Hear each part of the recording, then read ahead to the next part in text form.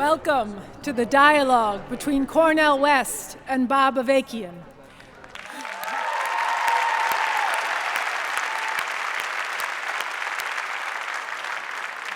Revolution and religion, the fight for emancipation and the role of religion. My name is Annie Day from the Bob Avakian Institute.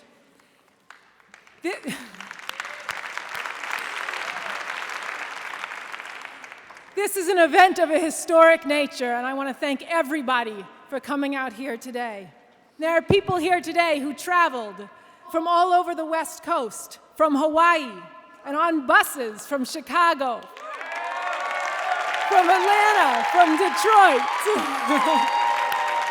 There are people in the audience today who lost their children and their loved ones at the hands of the brutal, murdering police. Many of these people have since become fighters against police brutality and murder. Mike Brown means! We got to fight back! Mike Brown means! We got to fight back! I also want to give a shout out to the fighters in the House, the defiant ones who traveled here from Ferguson, Missouri.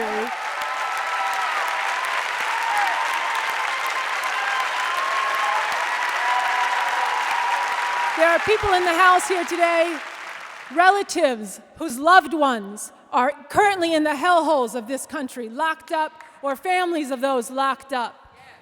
There are also people, former prisoners themselves, who are here today and who are watching across the country. There are students here today, from the community colleges to the top universities. There are well-known people here today, prominent voices in the arts, in academia, and the sciences. And we want to welcome all of you.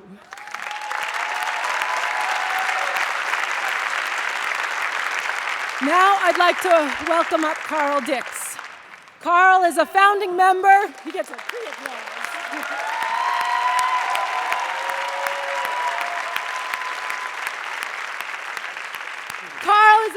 Carl is a founding member of the Revolutionary Communist Party. He's a co-initiator of October 22nd, a national day of protest to stop police brutality, repression, and the criminalization of a generation. And he co-founded with Cornel West the Stop Mass Incarceration Network. Bring up Carl Dix. Thank you.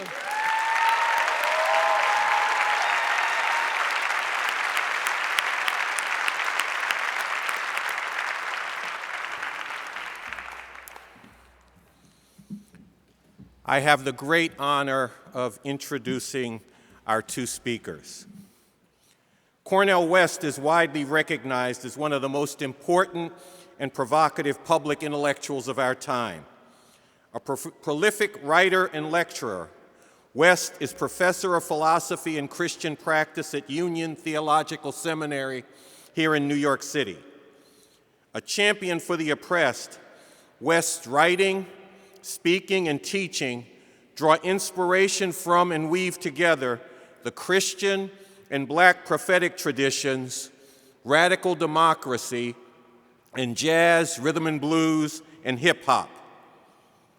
Bob Avakian is the chairman of the Revolutionary Communist Party, USA. Avakian, or BA, came alive as a revolutionary in the 1960s.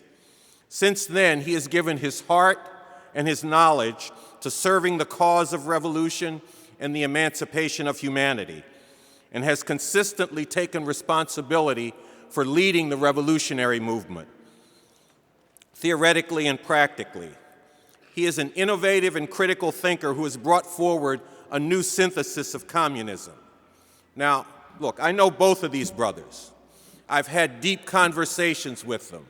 I've strategized with each of them about how to move the movement for revolution forward.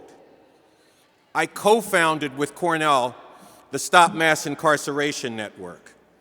I've shared a number of public stages with him in dialogue, and I've shared a few jail cells with him as well, fighting against stop and frisk here in New York City, standing up for justice for Michael Brown and Ferguson.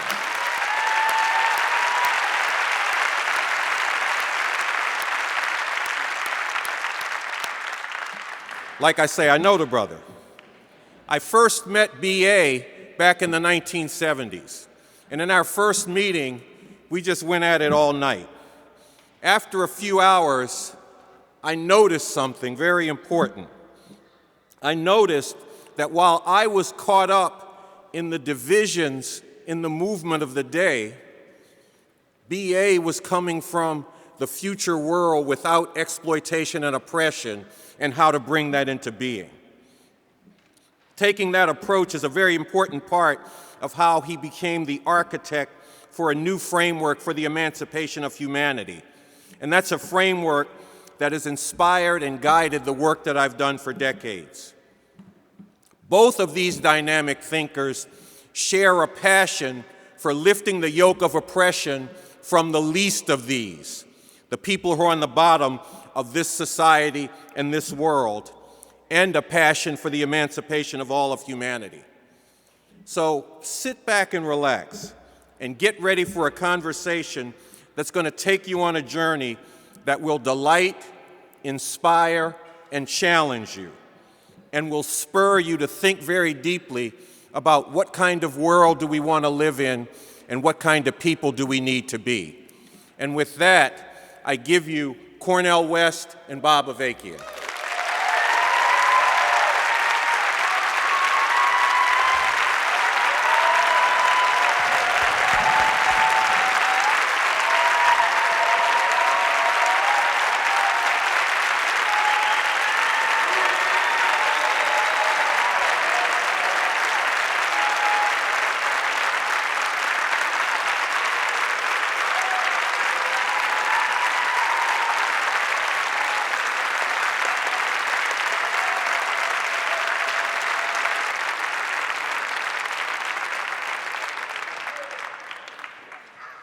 I want to start by saying how excited I am to be here, this dialogue with Cornel and with all of you. The subject we're discussing is one of great importance for all of us here, but also for literally billions of people around the world. And that's why we have people who are listening in other countries, as well as in cities and other parts of this country. I was very glad to see the families of people whose lives have been stolen by murdering police honored today, and people whose homes have been invaded by brutal police dragging their children away in the middle of the night to be honored as well. I was heartened to see the people from Ferguson come here today and lifted by the noise they made as they came in. But we're here today to talk about how we can get to a world where we don't have to have any more of this ever again. No more parents having their souls ripped apart, losing their children to a brutal system that considers them and treats them as less than human. Now, you're going to hear a lot of unity today. Unity in outrage over the atrocities to which not just people here, but people all over the world are needlessly subjected. Unity and joy, the joy of coming together to grapple, to wrestle, and yes, to argue about what is the way to actually bring into being a world where this really will be no more. You're going to hear disagreements, and these disagreements are important. It's not a contest of egos you're going to be hearing. It's a deep, deep grappling with things that matter profoundly to the people of the whole world and to the future of humanity. Because the simple fact is, a fact that too many in their enclaves of privilege are too willing to ignore that the world we live in is obscene, full of unnecessary suffering and agony for the great majority of humanity. And this is all the more outrageous when viewed against the reality of how the world could and should be. This is what gives this dialogue such importance and urgency. Now, I want to begin my remarks by saying some words in commemoration of a beloved comrade of ours who recently died, Wayne Webb, also known as Clyde Young.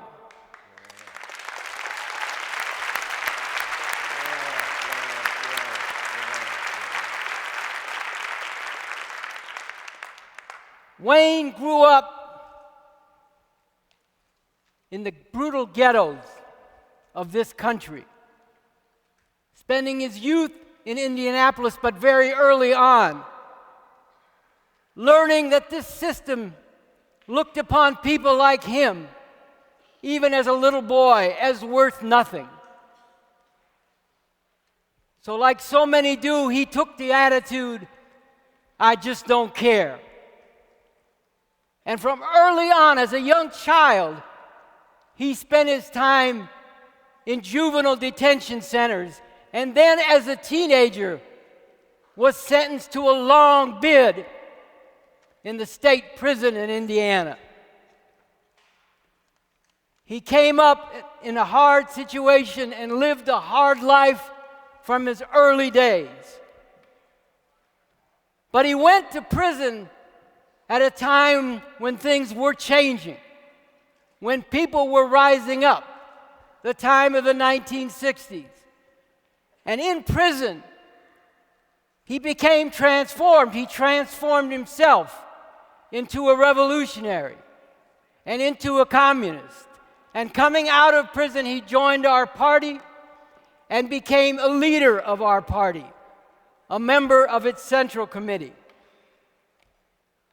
Because of his hard life, for much of his time, he battled serious and difficult illness, and this was especially true in his last few years. But he was always determined to contribute all he could to revolution and the emancipation of oppressed people everywhere, and ultimately all of humanity.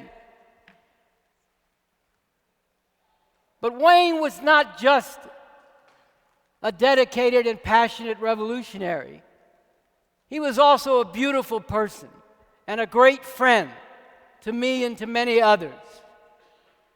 Wayne loved chess. He was a very generous teacher, but to invoke biblical language, woe to you if you didn't take him seriously when you were playing chess against Wayne. He had great fierceness in his hatred for oppression and for the system that visits this oppression on so many people. But he also had great gentleness, great playfulness, even mischievousness, whom everyone who knew him loved. Wayne loved singing. He and I, whenever, as was all too often, we got the chance to hang out together, would love to sing the old rhythm and blues vocal group doo-wop songs that we both grew up with. Wayne loved basketball. One of our favorite teams that we always used to talk about was the 1982-1983 University of Houston team, which came to be known as Phi Slamma Jamma. Besides Hakeem Olajuwon, two of the stars of that team were Clyde Drexler and Michael Young. Get it? Wayne took on the name Clyde Young, and that's how he presented himself to the public as part of the revolutionary movement, as a leader of the party. So for the beautiful person that he was, for the tireless fighter against oppression, for the inspiration that he provided, showing how those this system treats as the worst of the worst can become the very best that humanity is capable of. For all that, and for the living example he provided while alive, and in his memory for all that he contributed, I would like to dedicate this dialogue to Clyde Young.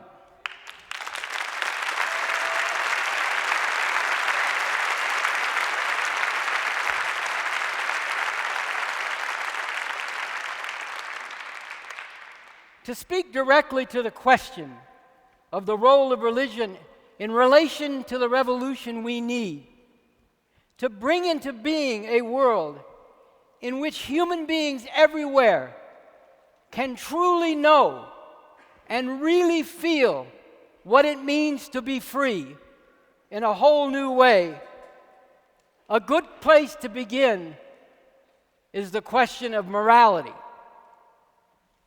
All morality, all ideas of right and wrong, whether they be based in a religious tradition or in some non-religious source, are all ideas that human beings have come up with.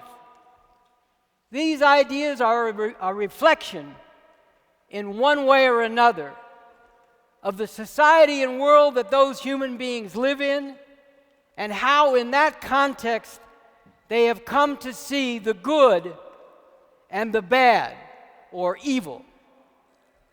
This is true of the people who wrote the books of the Bible thousands of years ago. And many of the things that they proclaim to be good are things that decent people today would look upon as abominations. In A Way with All Gods, I pointed out the Bible, taken literally, is a horror. Of course, many different people interpret the Bible differently. But if you insist that the Bible is the unquestionable Word of God, which must be taken literally and must be followed as exactly as it is set forth, then the following are things that you must say are good, right, and righteous, because the God of the Bible and that God's representatives insist that they are good, right, and righteous. Slavery, slaughtering people of a religion different than that proclaimed to be the one true God. Slaughtering people of the religion of the one true God who do not worship that God properly or turn to some other gods. Patriarchy, domination, often brutal and violent, of men over women. Executing women who are not virgins when they are married. Executing women who are declared to be witches. Insisting that women who have their menstrual period are unclean and no one should go near them until it is over. Disobedient children who do not honor their mother and father must be put to death. Gay people must be put to death. Look at the 10 Commandments. What is in the 10th commandment? Now, some of these religious fundamentalists who go around putting up the 10 Commandments everywhere, they're cowards. They only put up the part that says, "Thou shalt not covet." But they don't put the rest that says what it is you shouldn't covet. What the 10th commandment goes on to say is that you shouldn't covet your neighbor's property. And what is included in your neighbor's property? First of all, his wife, and it's definitely the man being talked about, because it's a patriarchal, male-dominant society that the Bible reflects. So the woman, the wife, is the property of the man whom the neighbor should not covet. But also, what should not be coveted in your neighbor's property are his slaves. Slavery is all throughout the society of the Bible and all throughout the Bible, being upheld in the Old and the New Testament. And this applies to Jesus too. Jesus says out of all the commandments, 2 are most important. You should love your God with all your heart, your mind, and your soul, and love your neighbor as yourself. But while Jesus spoke of doing good for the poor and oppressed, the meek, and the least of these, he was at the same time grounded in, and overall he proceeded within, the religious tradition of his time, what was embodied in what is now the Old Testament of the Bible. Thus we see Jesus himself upholding slavery, assuming that slavery will exist, not saying slaves should be set free, but repeatedly in his parables, assuming that slavery exists. For example, in Matthew, Jesus says, the disciple cannot be above the teacher, just as the slave cannot be above his master. It is enough for the disciple to be like the teacher, just as it is enough for the slave to be like his master. Jesus says in Mark, suffer the little children, let the little children come unto me. But when he's arguing with the scribes and Pharisees in the same book of Mark, answering their charges that he does not uphold the commandments, he turns to them and calls them hypocrites and says, what about you? The commandments say you should honor your father and mother, and that those who don't should be put to death, but you don't do that. Once again, he's upholding a commandment, assuming it's right and righteous for children. Look, children do need discipline. And we all have had the experience of seeing kids running around doing things they shouldn't do. But does anybody really believe that if kids are disrespectful to their parents, that they should be put to death? Maybe sometimes, but not really. Now in Luke, in the book of Luke, we're told that Jesus cures someone who had the symptoms that we today can recognize as epilepsy, having seizures and so on. And we're told that he did this by casting out a demon. Reading this and rereading it in preparation for this dialogue, I was thinking about my own experience back when I was a college student in Berkeley. I was sitting in one of my professor's offices. We were talking about I don't remember what. And there was a big ruckus out in the hallway, so we ran out in the hallway, and there was someone lying on the floor having seizures. And because I knew people and had friends who had epilepsy, I recognized what it was. And a bunch of people were standing around trying to figure out what to do, and I ran up and took his head, and held it up, and I took out my pipe. I was smoking a pipe in those days. And I put my pipe between his teeth because I remembered one of the things you're supposed to do is prevent someone having epilepsy from biting off their tongue. And after a few minutes, the seizure was over, and he recovered and went on about what he had to do for the day. Now, please, the point of this story is not that I'm comparing myself to Jesus and saying I'm greater than Jesus. I know there's all this talk about how, the Revolutionary Communist Party, that's a cult, that BA, he's a cult leader. No. That's not the point. The point is that in the time, the 2,000 years since Jesus lived, human beings have learned a great deal about many things, including diseases. And we no longer believe that something like epilepsy is caused by demons. We know that it's caused by real-world processes, problems in the nervous system and the brain of people, and how signals are communicated.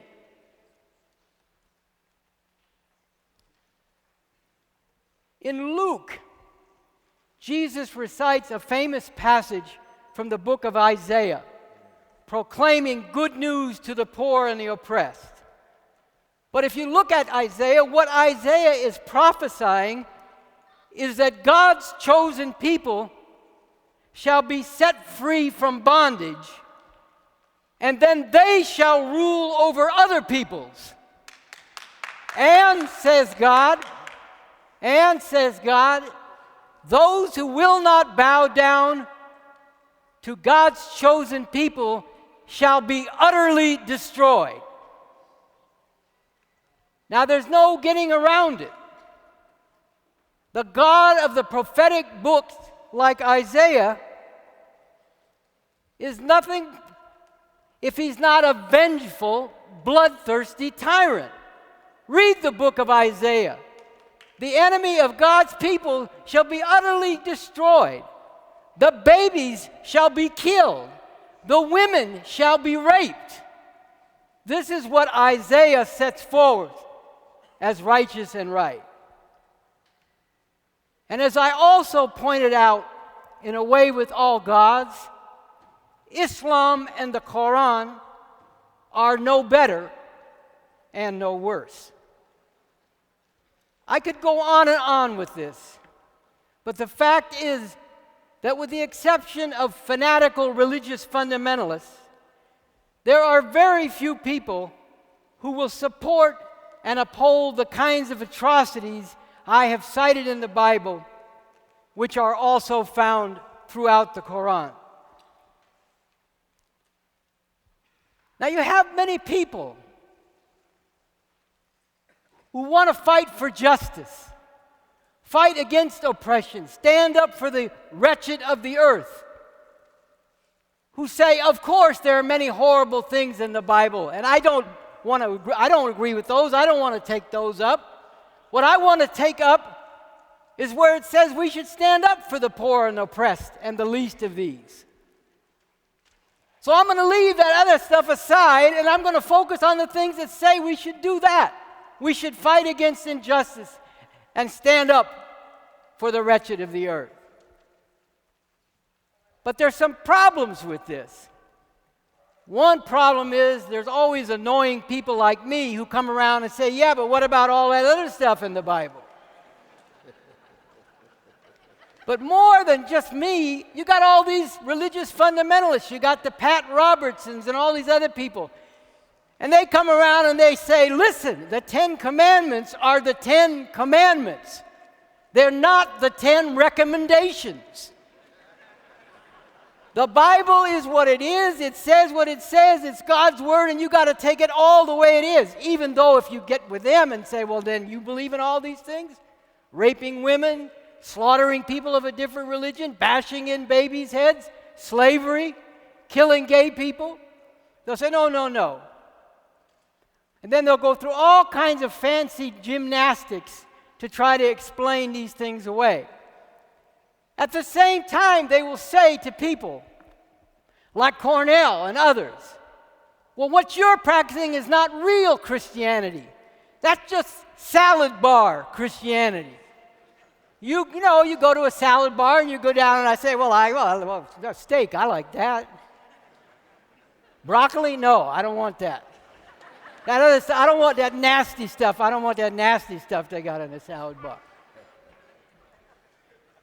So they say that's what you're doing. You're just taking the things that you like in the Bible and leaving the rest of it aside.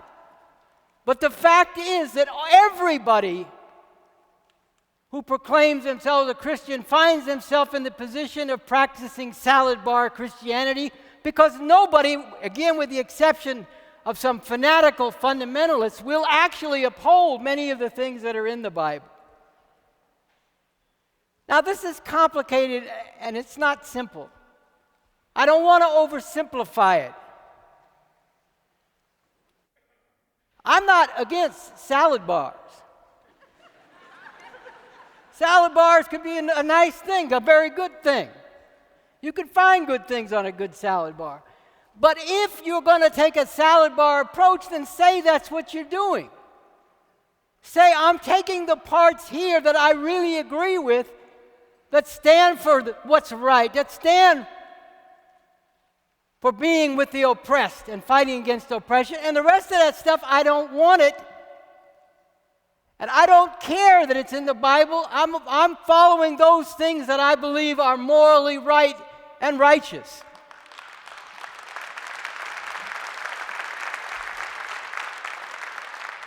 And like I said, this is not simple, and I don't want to oversimplify it or vulgarize it.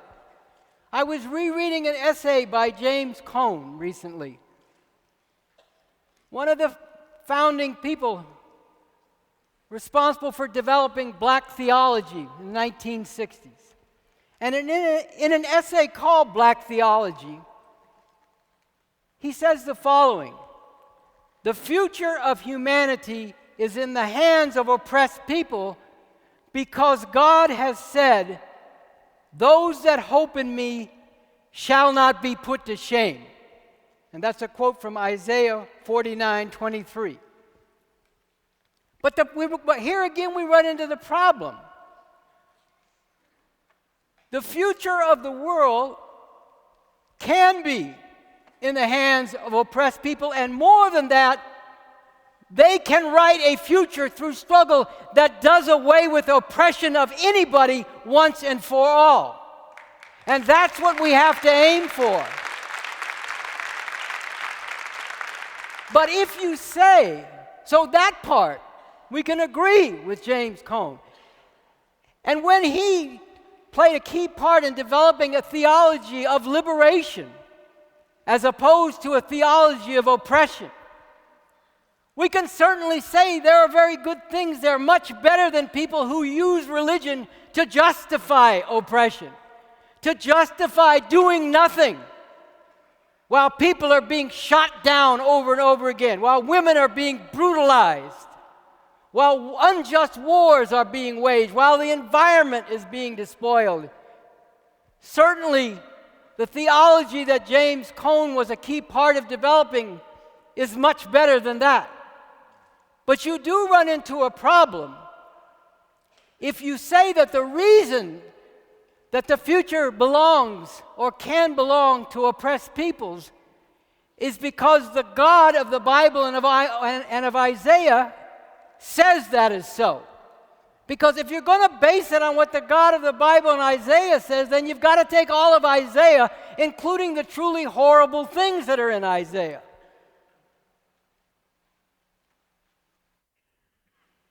So this is a contradiction.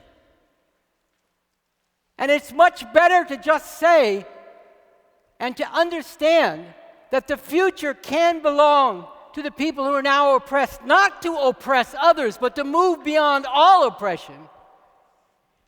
Not because of the God of Isaiah, but because of what exists and what the possibilities are in the real world of material reality.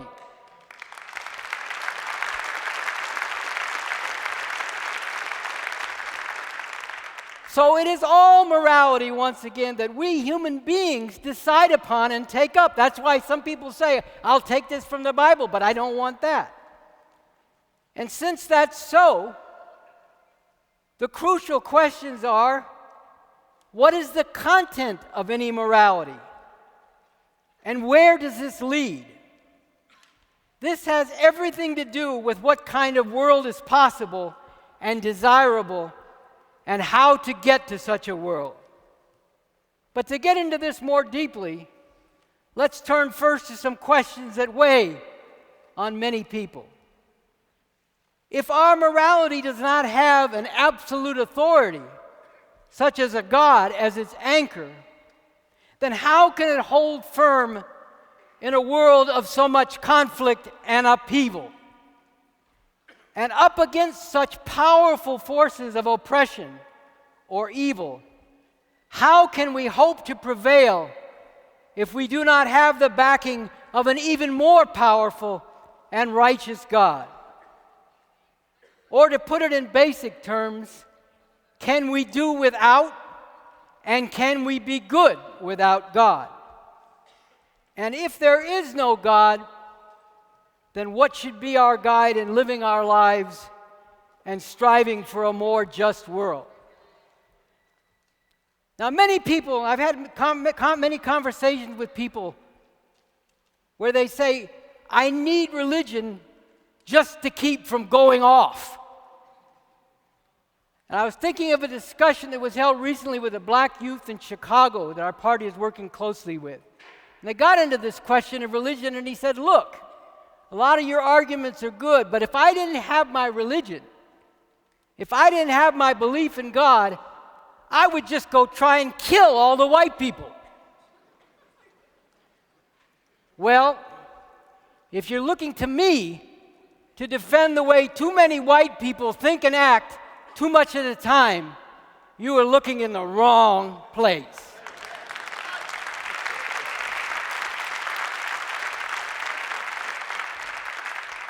But there are problems with the idea of just taking revenge on those who've had a more privileged position. So you have black people and other people of color kill off all the white people. Then I guess all the women kill off all the men. Then all the gay people kill off all the straight people. And we keep going till I don't know who's left. But besides that obvious problem, there's another problem. If you kill all the white people and you still have the same system, you're going to have the horrible situation where a lot of black people start acting like white people.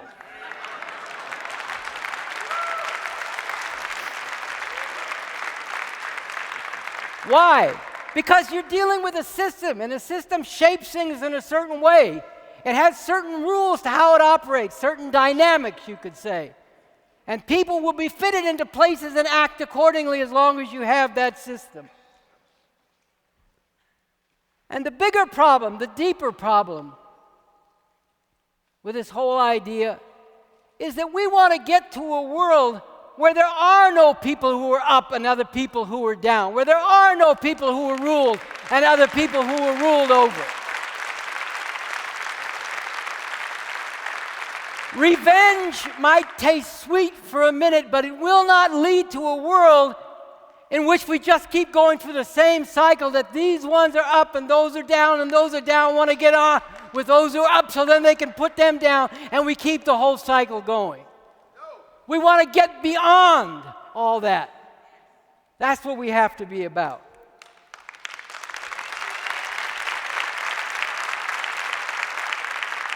And there's a very important example, negatively, that we should all learn from in the state of Israel.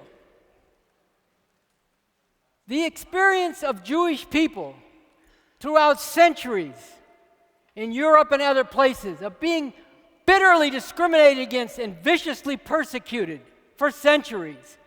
And then under the rule of the Nazis during the time of World War II, being literally exterminated, with 6 million annihilated by the Nazis, certainly ranks at the very top in the whole history of crimes against humanity.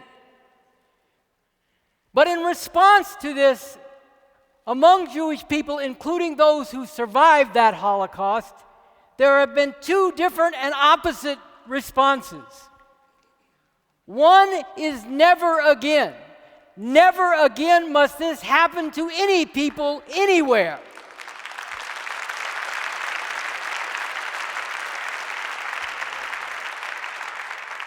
But the other is because of what has been done to our people, anything we do from now on is justified. And so you find them founding the state of Israel on the basis of bloodthirsty ethnic cleansing of the Palestinian people who live there, which is now reaching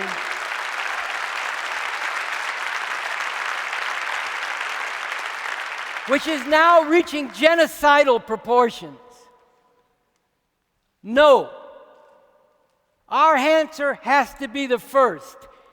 Never again shall this happen to any people, anywhere. We need to move to a world beyond all that.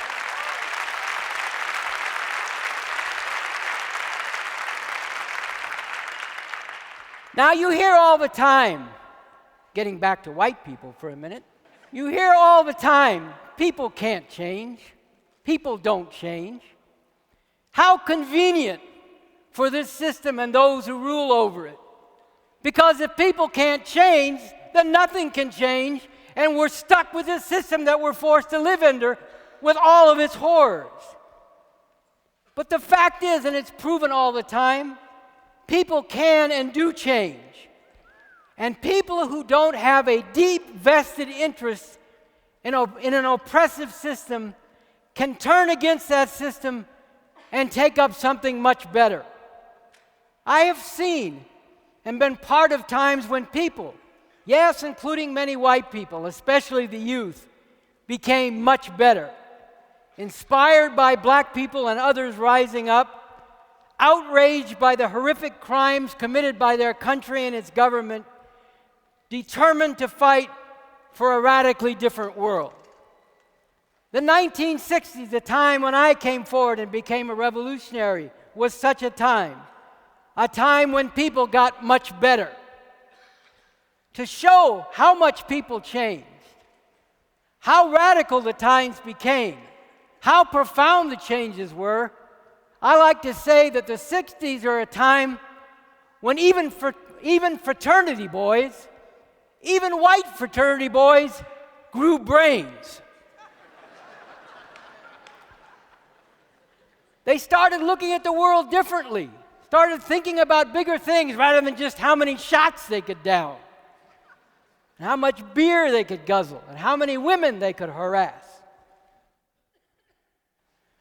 And it's noteworthy that this was one of the more secular times when people, including myself and many of my friends and the people who politically influenced me the most at the time, the people in the Black Panther Party, were turning away from religion. Why?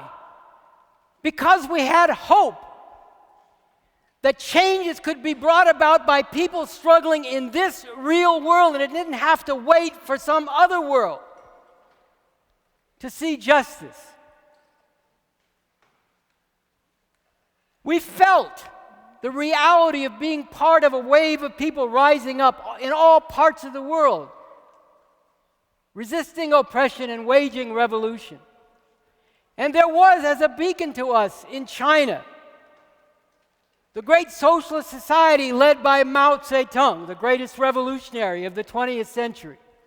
And I'll talk about the slanders against Mao later on.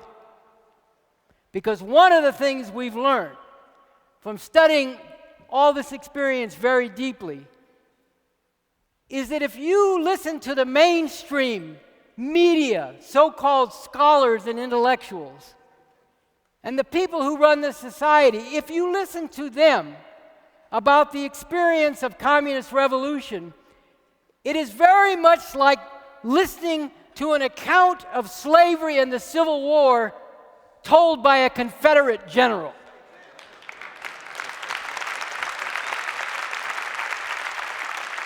You know, maybe something like Gone with the Wind.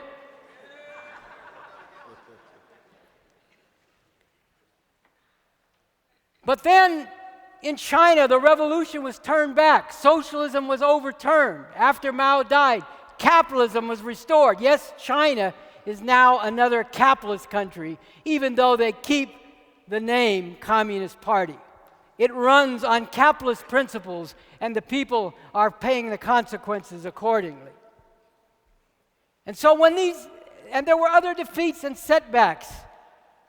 When the movement of the 60s ebbed and ran into some of its limitations and suffered some defeats, and there's been a relentless attack on all the experience and all the values and all the advances that were made in the revolutionary struggle at that time, a relentless attack that's still going on from the powers that be and their mouthpieces.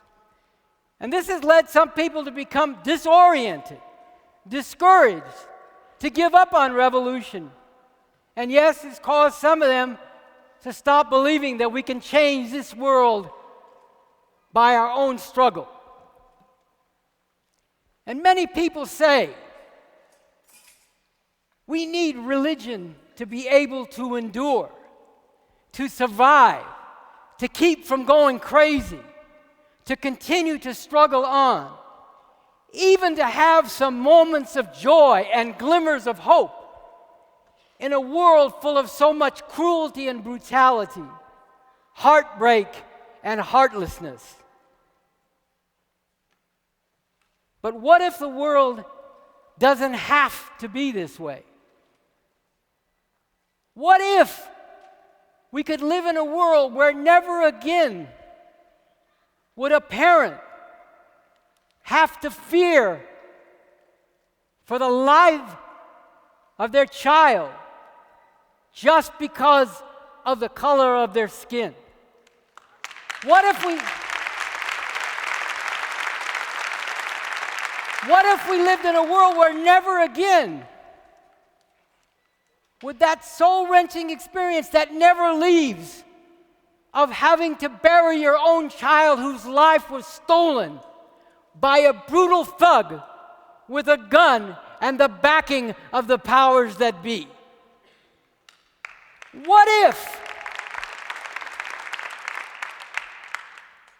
if being black no longer meant living in a white supremacist society that continually assaults you in your very being and very sense of worth, constantly subjects you to terror, openly or in more subtle ways, and forces you to face the constant danger that you or your children will have your life snuffed out at any moment for doing nothing but being? What if your humanity really mattered and were considered precious? What if this were true of all people of color and of immigrants? What, in fact, if all people were just people of different colors, and there were no distinctions and discrimination and persecution and brutality based on what nationality or race you were? What if there were no such thing as immigrants?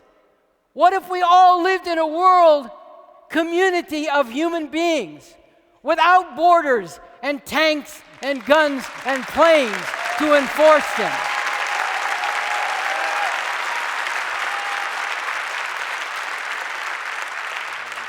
What if women could walk down the street and look every man they encounter straight in the eye and fear nothing and not be made to feel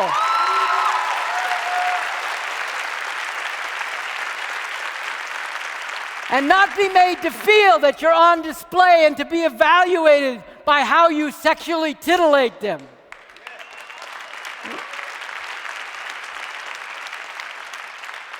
What if no more women were ever again battered, raped, assaulted, denied the right to control their own bodies?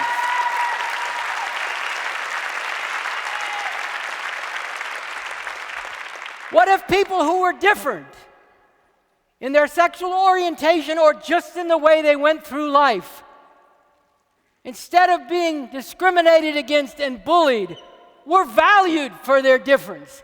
If that were seen as part of the great diversity of humanity? What if there were no more one part of society exploiting the others, and those exploited had no choice but to enrich them in order to be able to live themselves, working their whole life away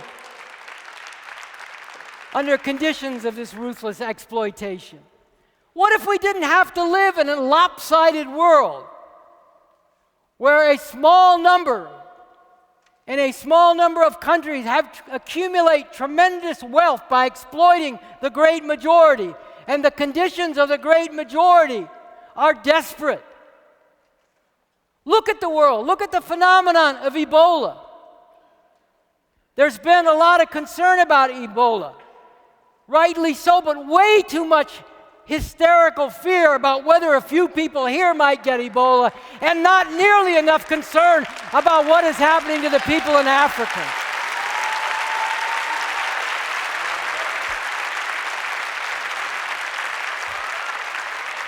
What if there were no more wars for domination and plunder? What if there were whole different relations among people? valuing each other's humanity? What if there were a different relation to the environment, protecting it and providing for future generations instead of despoiling and ruining it? What if we could have a whole different outlook on life and on the future instead of one of dread and one of desperately striving just to make it? Now, to paraphrase John Lennon's song, Imagine, you may say I'm a dreamer, but this is not just a dream. It is something for which there is a definite basis in reality, and it is up to us, together with people throughout the world, to make it a reality.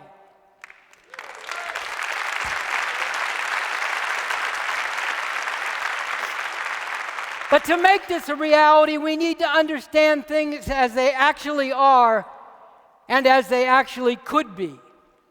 We need a scientific method and approach to life and to our struggle. Now, let's stop right there. Oh, science. Either that's something mysterious that only a few weird people can possibly understand, or it's something frightening that we got to keep away from.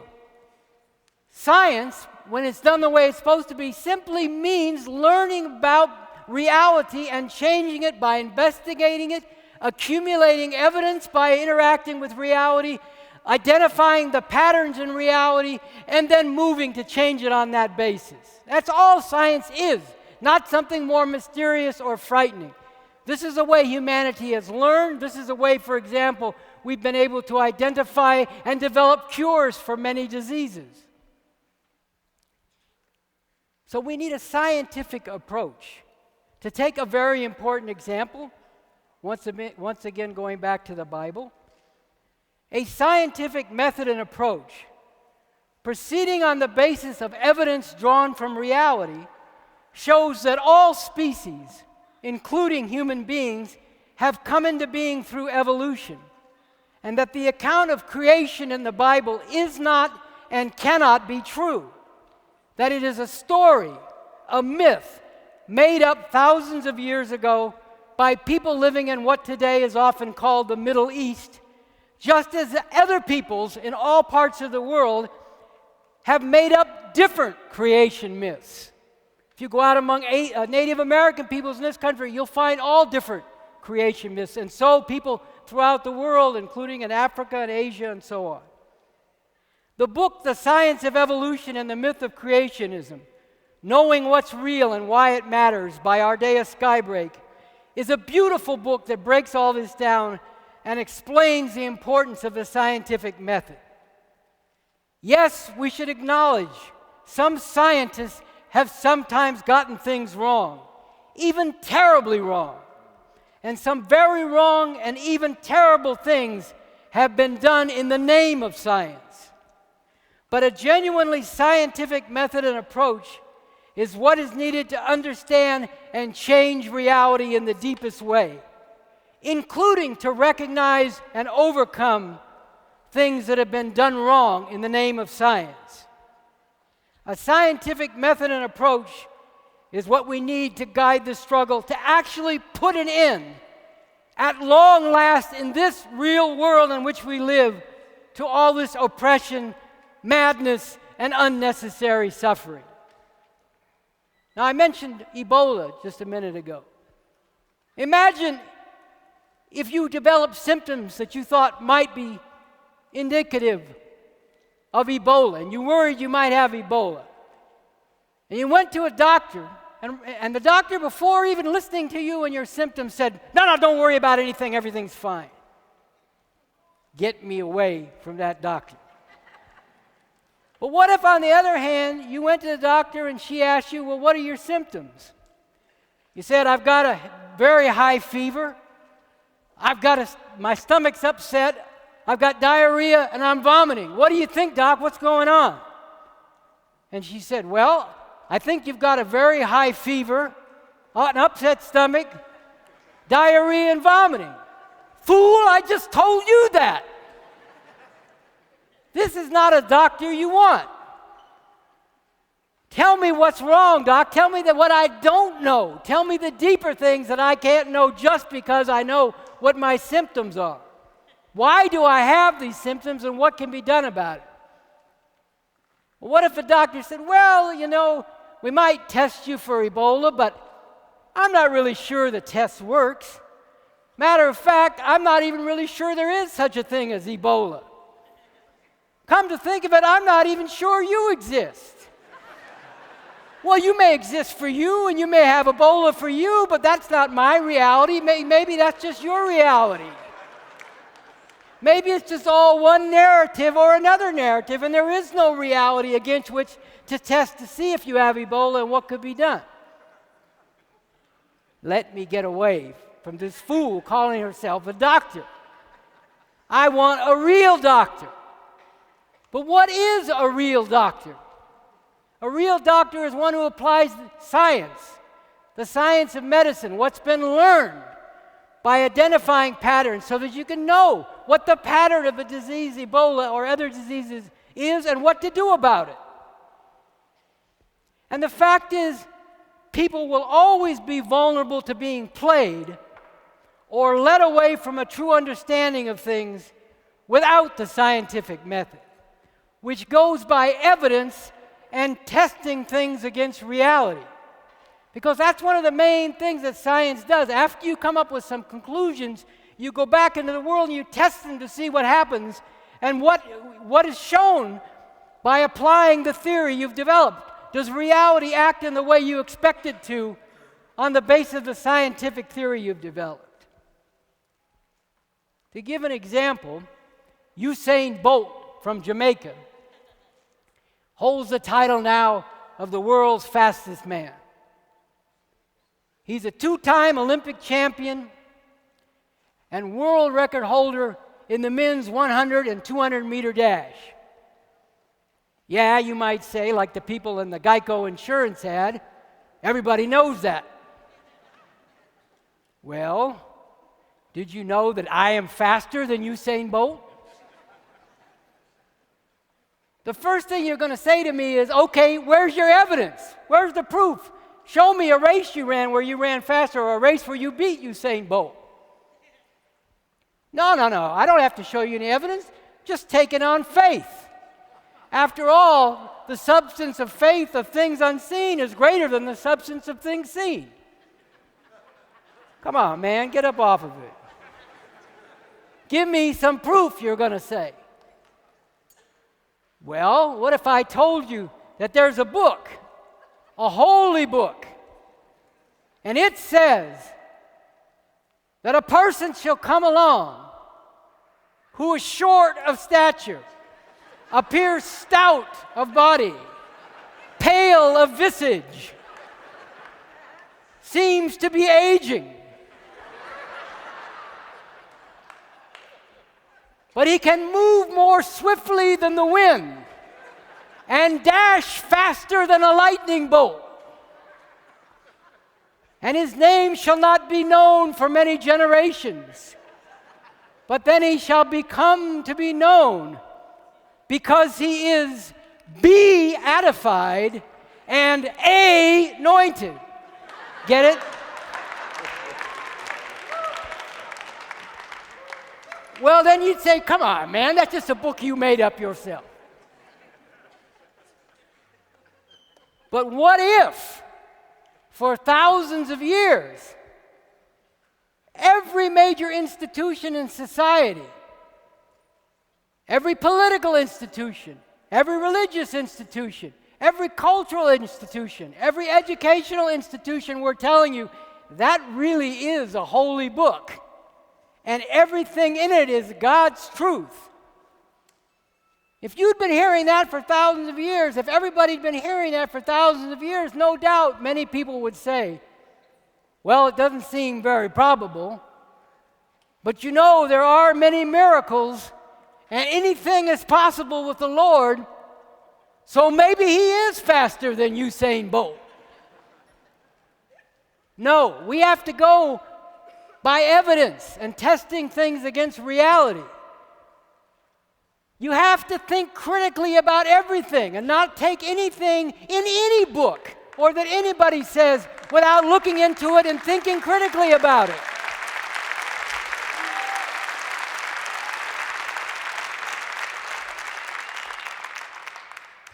So what about the question of science and morality? I'm taking some time here because these are important things. What about the question of science and morality? Cornel and I have talked about this before. Does science settle the question of morality? No, it does not. Science, if it's done right, will tell you what's true, but it doesn't tell you what you should do. It tells you what is, but not what ought to be, if you want to put it that way. And some people say, well, science is good, and I believe in science. I'm not against science, but it's not enough.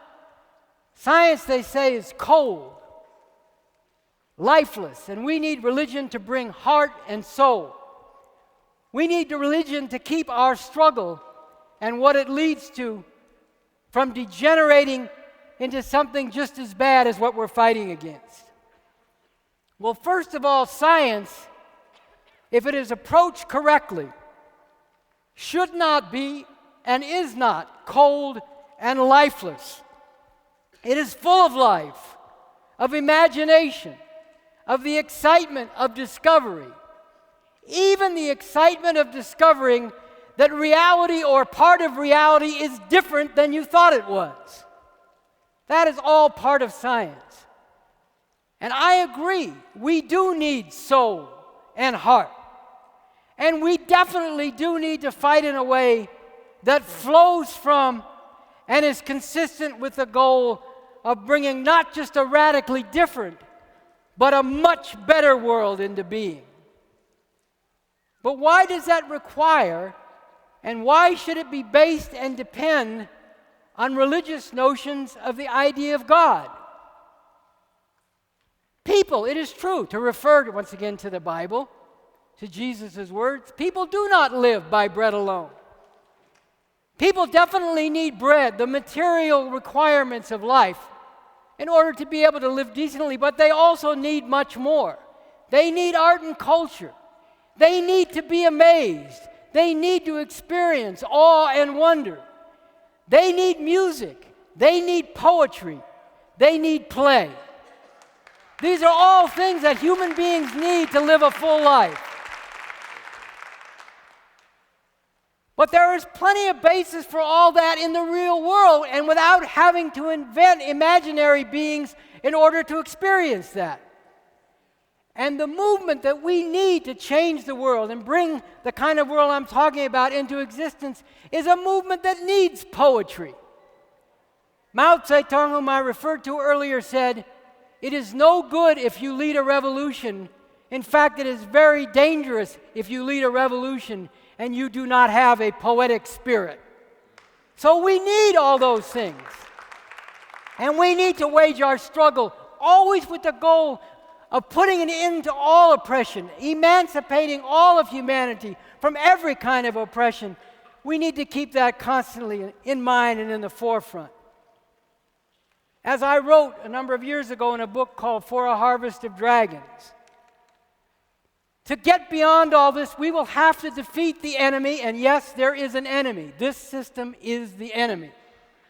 And we have to take on, when the time is right, we have to take on and defeat this enemy down on the ground in all-out struggle. But we must never become the same as that enemy. We must maintain our firmness of principles and our flexibility, our realism and our romanticism, our solemn sense of purpose and our sense of humor. And once again, I think of Clyde Young, who so beautifully embodied these very qualities.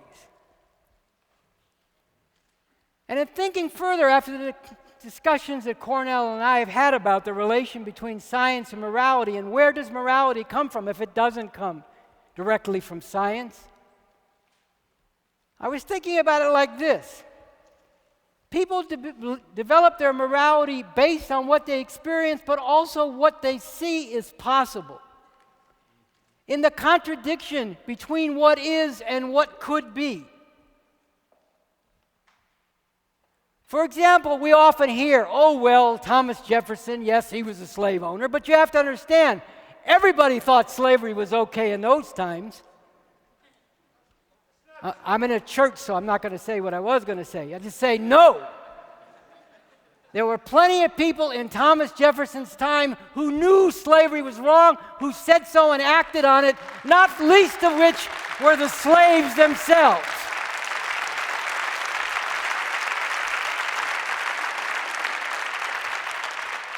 So we cannot excuse the Thomas Jeffersons for being slave owners, and not only being slave owners themselves, but in the case of Jefferson in particular, actively and aggressively acting as head of the government to expand slavery over a much larger territory into much of what is known as the Deep South and the Southwest.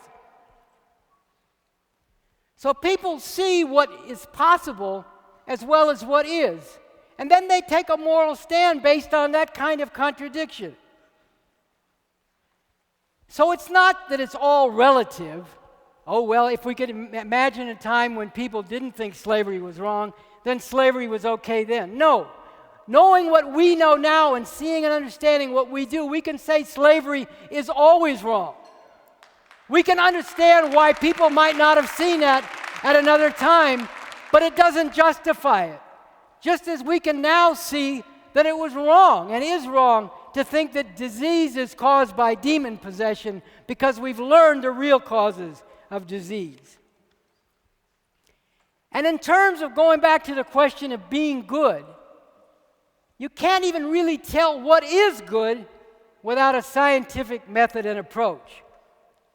For example, many people come around and tell you to vote for the Democrats is good. No, it is not.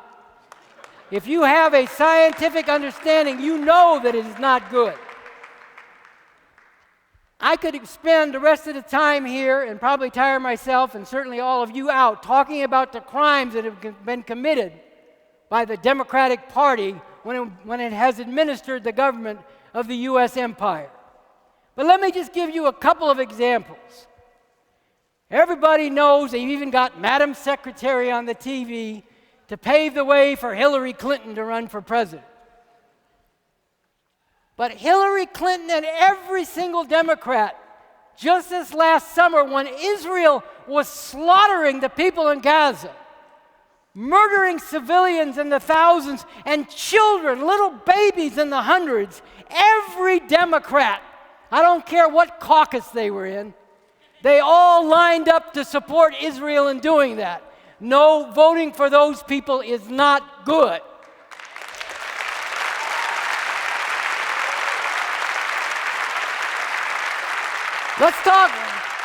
Let's talk about Hillary Clinton, who, by the way, was not just some decorative first lady when Bill Clinton was president, but was let's give her her due. She was a very active part of the inner core of the Clinton presidency.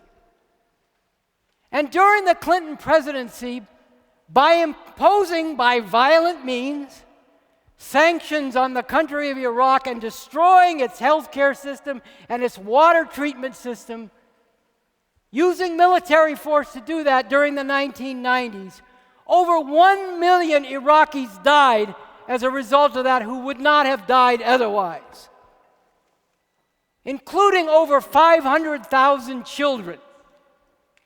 And Madeleine Albright, who was the Secretary of State under Bill Clinton, had the question directly put to her on television. This is what's happening, all these deaths. Do you think the price is worth it to enforce these sanctions? And she said, yes, it's tough, but we definitely think it's worth it. These are ghouls we're talking about. Not because they have the devil in them or they were born evil, but because they preside over, administer, and enforce a ghoulish system based on the kinds of things that they did in Iraq.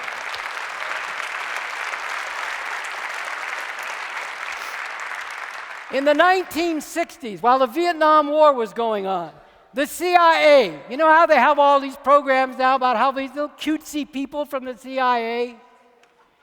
That is an organization of mass murderers. And if you think I'm exaggerating, listen and then look into it for yourself. In the 1960s, in Indonesia, there was a popularly elected government which got in the way of the U.S. empire. They wanted its oil, and they recognized its strategic location and importance. So the CIA organized a coup carried out by ghoulish generals in Indonesia, who slaughtered between 500,000 and 1 million people, most of them communists, and dumped their bodies into the river so that around the capital city of Jakarta, the rivers were clogged with the bodies of these people. This was organized and supported under President Johnson, the CIA under Johnson's administration, and Johnson and the others glowingly boasted about what they had done in Indonesia. And then the generals that they installed in Indonesia wanted to control a little island nation called East Timor. So in the 1970s, they went in and slaughtered people. And anything you've been told about ISIS or Al-Qaeda, beheadings and everything else that they do, this was done by the Indonesian generals in East Timor. Atrocities on the very same level, only on a much greater scale. And all of it was backed, armed, supported by Democratic administrations, including that of Jimmy Carter and then the Clintons. These are facts. When I'm calling them ghouls, I'm not engaging in some sort of wild communist rhetoric. Judge for yourself the things that they have done. And then ask yourself, when people come around and say it is good to work for these people, to support them, to vote for them, it is good to give them a mandate of popular support. It is good to enable them to say all these things we have done and will do again are the will of the people. Is that good? No. And this brings up an important point. Whenever anything happens, we're told, well, the problem is we got to vote. Michael Brown is shot down in cold blood. Yes, he was shot down in cold blood in Ferguson. Well, we need to get more black elected officials. I thought you already had a black president. How many more black elected officials can you possibly have? What did the black president do? Nothing. Not because he's an Uncle Tom, but because he is he is the chief executive and commander-in-chief of the system that has to shoot down the Michael Brown.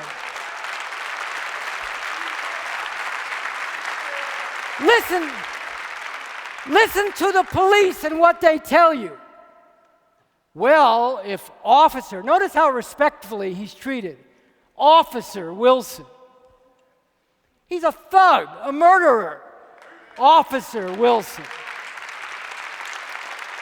Well, if Officer Wilson is indicted, that's going to make it very difficult for police officers in these difficult situations where their life is on the line. Let's translate that into real terms. What they're saying is, if we can't go out and shoot down these youth in cold blood over and over again, we cannot and will not do our job.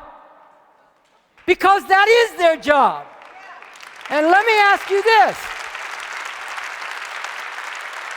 If that is not their job, then why do they do it over and over and over and over again? And why are they never punished for doing it over and over and over again?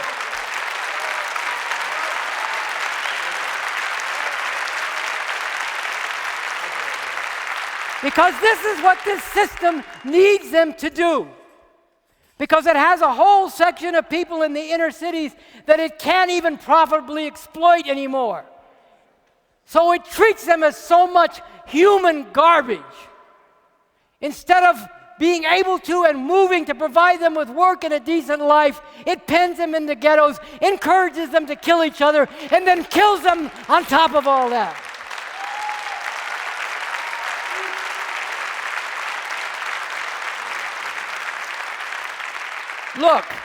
Look, I understand. Many people say black people fought, bled, and died to win the right to vote. That is true. And if anybody tries to take away the right to vote, everything should be done to fight against that. But having the right to do something is not the same thing as saying you should do it. For example, people, and especially women, should have the right to divorce. They should have the right to get out of a relationship or a marriage that is unrewarding, and especially one that is brutal and abusive. And if anyone tried to take away that right, there should be an all-out fight against that. But that doesn't mean every woman should go get a divorce. You have to look at the actual relationship. You have to actually look at the content of the marriage and say, is it good or bad?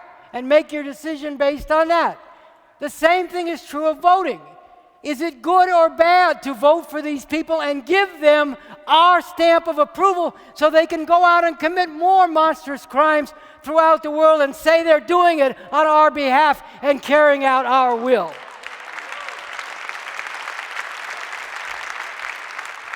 So here we're getting to a very basic question. Is all we can strive for, all we can hope for, to somewhat improve the conditions of the oppressed, which in reality will mean improvement for some of the oppressed at the expense of many others, within this world as it is, under the rule of this monstrous system?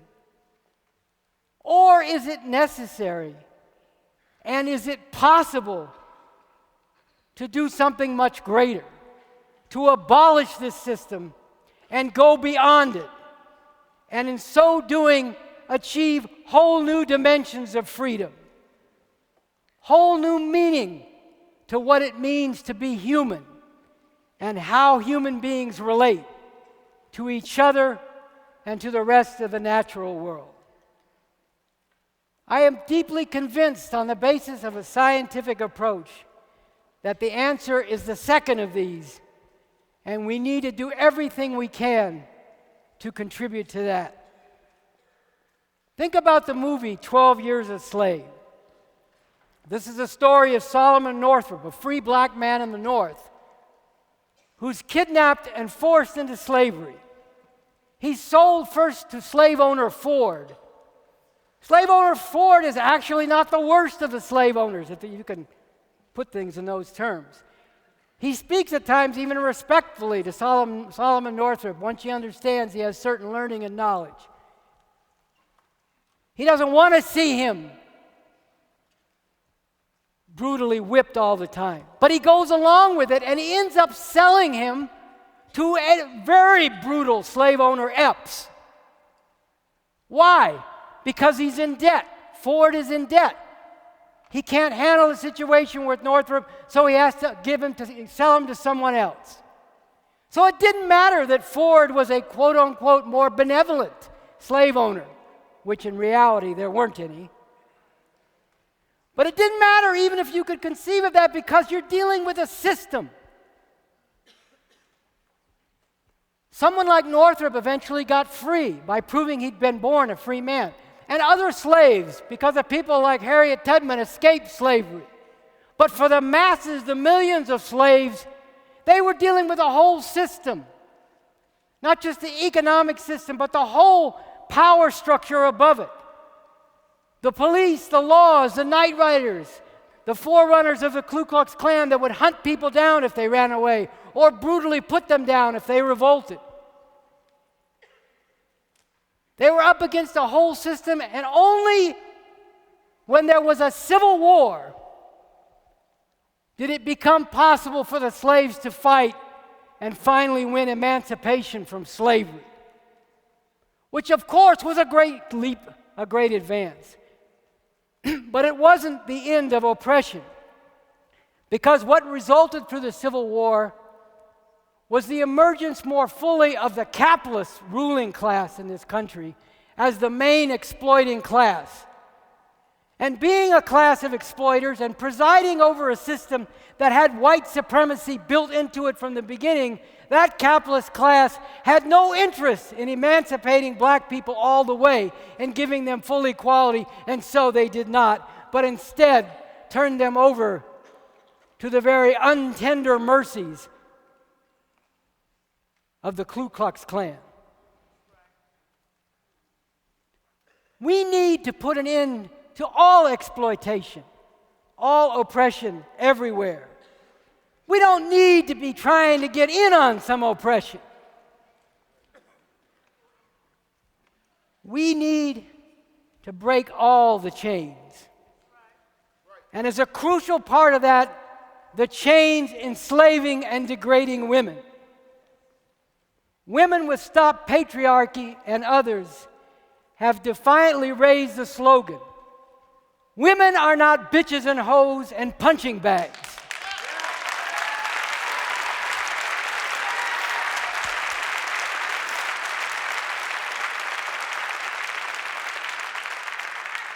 Women are not sex toys or breeders of children for men. They are not some less than human subspecies or some weaker sex who should be beaten into submission or lovingly subjected to subordinate second-class status or put on a pedestal for protection. Women are human beings whose humanity is denied, demeaned, suffocated, and beaten down in 1,000 ways under this system, but who are fully capable of rising up to play a powerful role in the revolution we need to put an end to the horrors of this system and bring into being a world free of all oppressive relations among human beings. We hear a lot of talk about role models. The president talks, brother's keeper, about patriarchal male role models. The role of a man is to be the head of everything. You even see it in the commercials. You seen that commercial where there's two black couples, one older and one younger, sitting at the table, and the check comes, and then the son reaches out with his credit card to pay for the bill, and then there's a bunch of discussion about whether the patriarchal father should pass the baton to the patriarchal son to take over the affairs of the family and pay the check. Where are the women in this? They're invisible. They don't count. We need to break out of all of that. Yes, we need role models. We need revolutionary role models.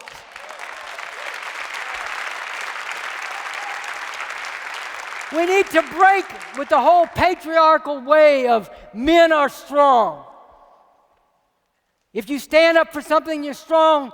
That's called manning up. What does it mean if you're weak? Womening down?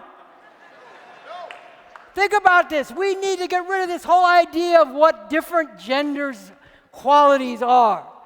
Women are weak and should be submissive. Men should assert their rightful place to be head of everything. I'm sorry, James Brown, but it is not and should not be a man's world and the role of women.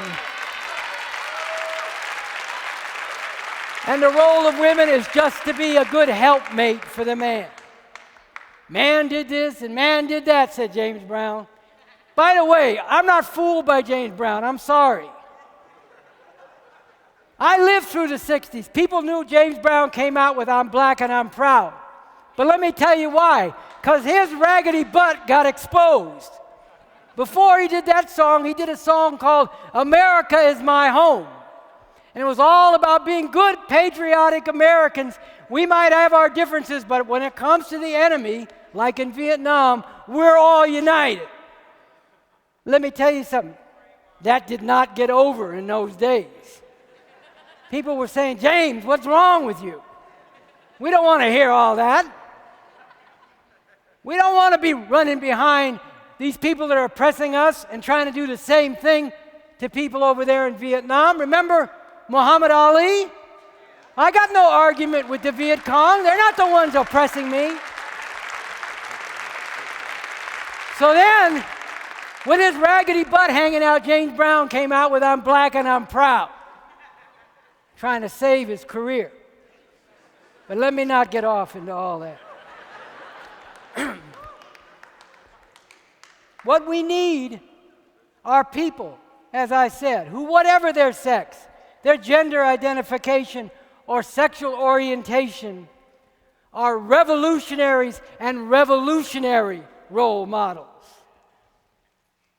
And we need an orientation or morality and a movement that is internationalist, that proceeds on the understanding that the whole world comes first, not America, and that the fundamental goal,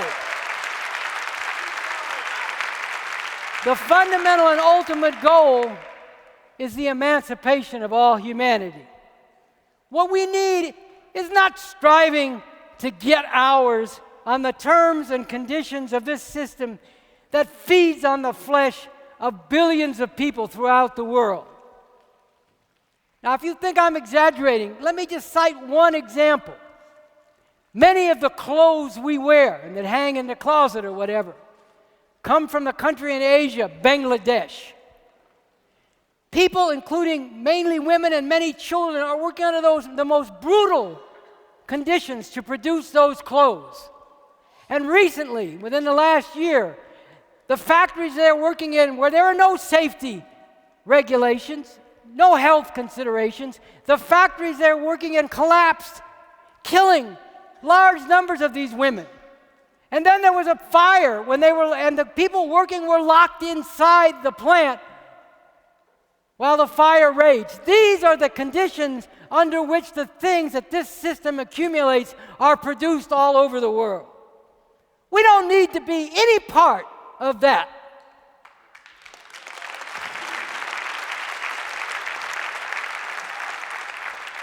Millions of children in Latin America, Africa, the Middle East, and Asia die every year from starvation and diseases that could be prevented.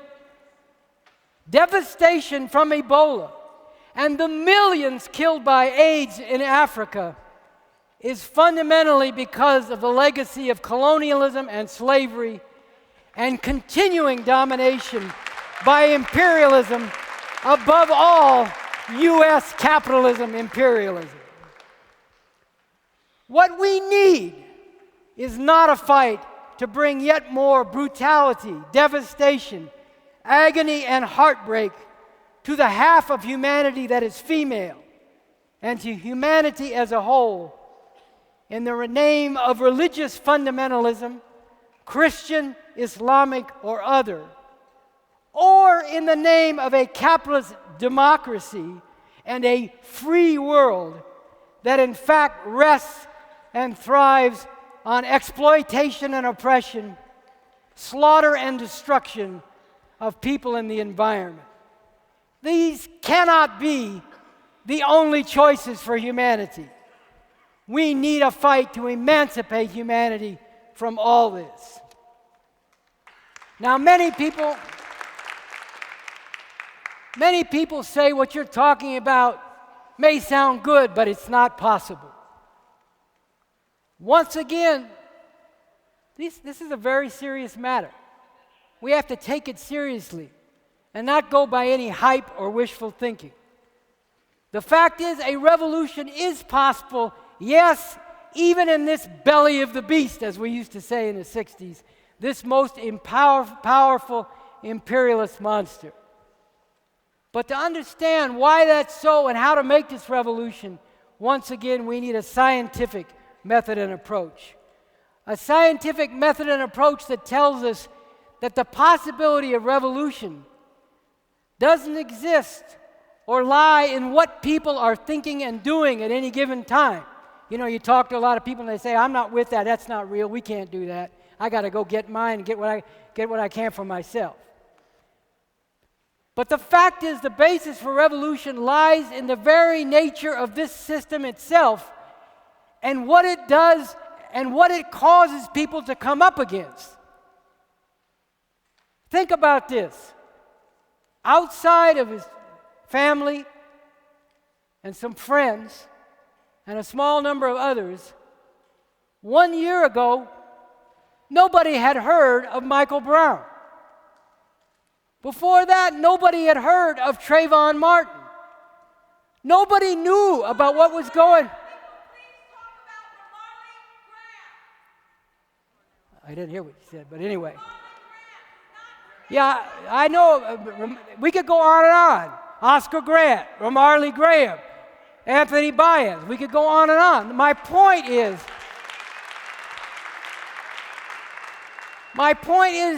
we don't want any more on and on and on with this. But these things are what the system does, and this causes people to come up against this system, whether they're thinking about it or plan to do so or not. A year ago, most people in this country didn't know anything about the conditions of all these children in Central America who all of a sudden were driven to come to the border of the U.S. 10, 20 years ago, many people were concerned about the environment, but they didn't see it in the very stark, desperate terms in which people are coming to see it now. And you could go on and on. This is what this system does, and this is a system that forces people to come up against it and to rise up and fight back against it. Now, we can't just make a revolution because we want to. We can't make a revolution anytime we might like to. The chance to really make a revolution, and I'm talking about bringing this system down and doing away with it. The chance to do that doesn't come along all the time. It only comes along very rarely. So what do? Well, we could go off all crazy and say, I can't wait, I just got to get it on now, and we'll get crushed. The sentiment might be justified. I'm not going to argue against the sentiment, but it's not the way we have to go because it's not the way to win. Nor can we just sit around and wait for a revolution to happen somehow one fine day. We have to be working for a revolution. We have to be working to bring the conditions closer to where millions of people can be brought into the revolution and can actually be organized and led to fight with a real chance to win. We call this, in our party, we call this hastening while awaiting. Hastening and preparing the ground for the revolution. Or as we say, preparing the ground, preparing the people, preparing the leadership, the vanguard for the revolution.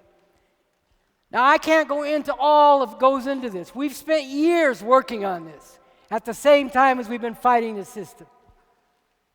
If I try to get into all of it now, I go on forever, and I want to hear Brother Cornel too.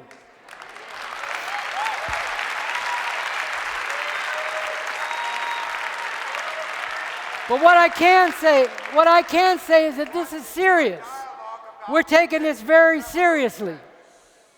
We're taking this very seriously. And I would direct you to the website, revcom.us and Revolution newspaper, where we get into, in documents like On the Strategy for Revolution, on the possibility of actually making revolution and winning, what the new society should be like as envisioned in the Constitution for the new Socialist Republic in North America, what we can learn from the previous experience of communist revolutions, as set forward in an interview with Raymond Latta, The Communist Revolution and the Real Path to Emancipation, Its History and Our Future.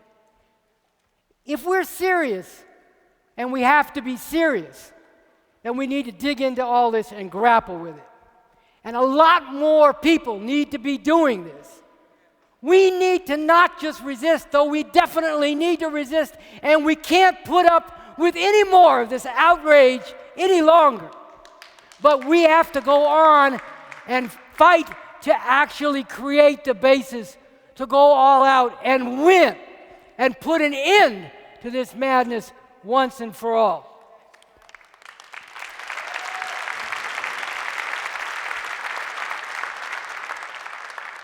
We call this fighting the power and transforming the people for revolution.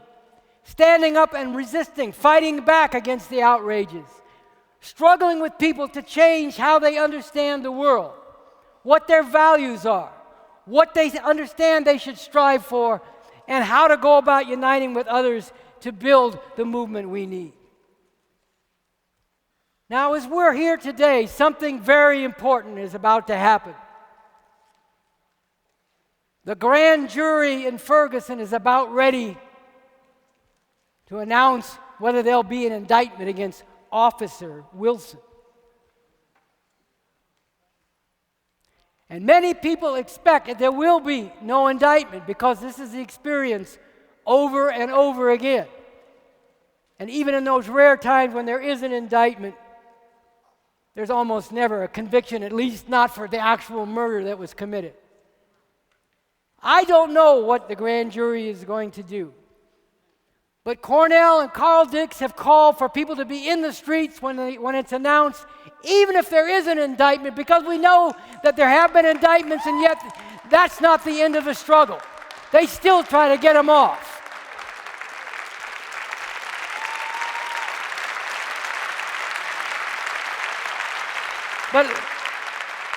But let me say this. If there is no indictment, I'll tell you what should happen. This country should come to a halt.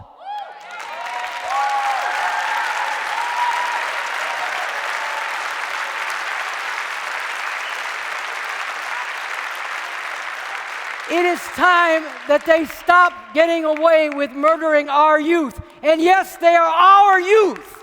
I don't care if you're white, I don't care black, Latino, Asian, Native American. If you have an ounce of humanity and you care about justice, these are your youth, and you cannot stand by.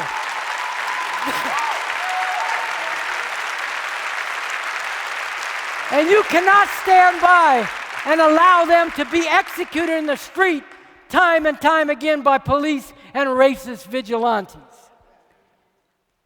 Because if this country does not come to a halt, people need to walk out wherever they are and take to the streets. And if they do not, then what they're saying is, it is okay that we live in a country where they can murder our youth over and over again and nothing is done to stop it. And it is not okay.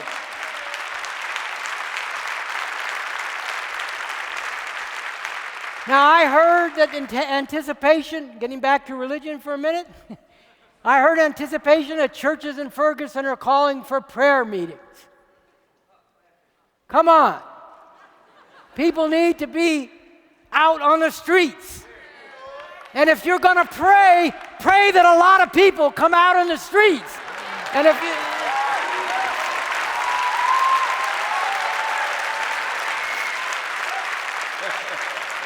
And if you're going to pray, pray that more people come out and join them. And if you're going to pray, pray that when the police attack them, the people don't take it. And more people come out and say, we won't take it. And then when you're done praying, get your ass out on the street and help out.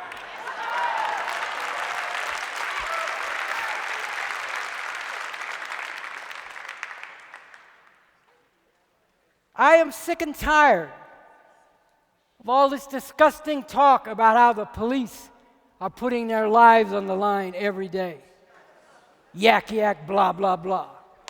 No, they are putting the lives of our youth on the line every day.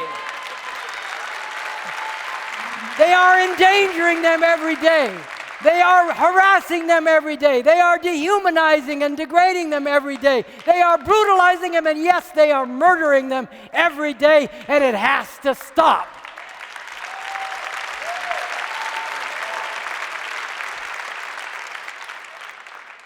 They say these youth are scum. They treat them like garbage. Shoot them down worse than they would a dog. In fact, if they shot a dog down, there would be more outrage and outcry. This has to change. This is, as Carl Dix has pointed out, reaching the proportions of a slow genocide that could become a fast genocide, and we cannot allow it. I was thinking about this whole thing of the murder of, yes, our youth. I was thinking back to the days of the 60s and the experience with Black Panther Party Executive Mandate number 3.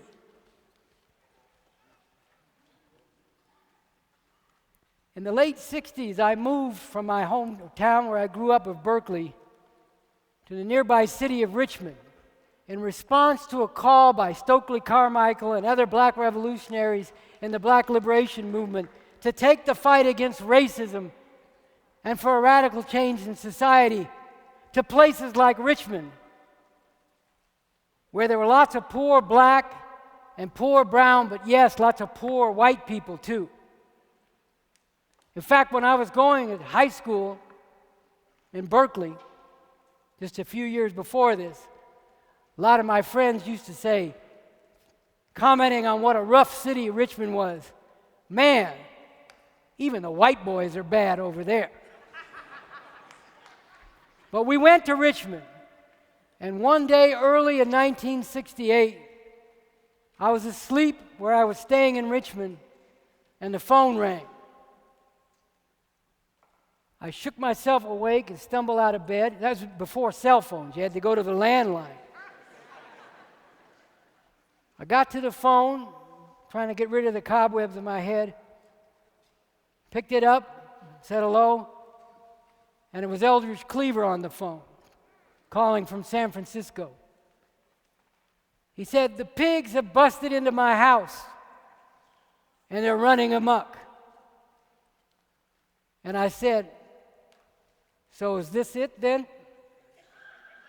And I was thinking to myself, I need to take what I need and get over there.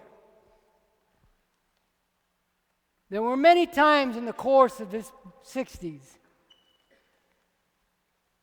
if you were part of the radical upsurge at that time, you thought you might die. And of course, many people did die. Many people in the Black Panther Party murdered by police, other people killed in demonstrations. But this was a particularly acute, sharp thing for me then. But I knew that this was important. So I said, once again, "So is this it?" And he said, "No, just call up everybody you know and let them know what's going on."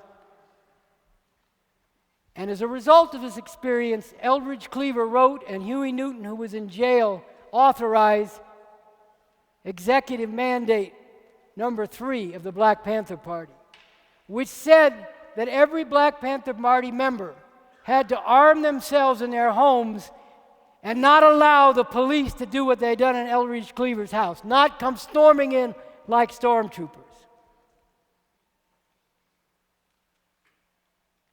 Now, these were heavy times, and these are heavy things. Members of the Black Panther Party died when the police came firing into their homes. Fred Hampton in Chicago and others. And the Black Panther Party, as we said at the time, was a party of heroes, every one. But even being the most advanced revolutionary force at the time, they also had some of the weaknesses that we all had.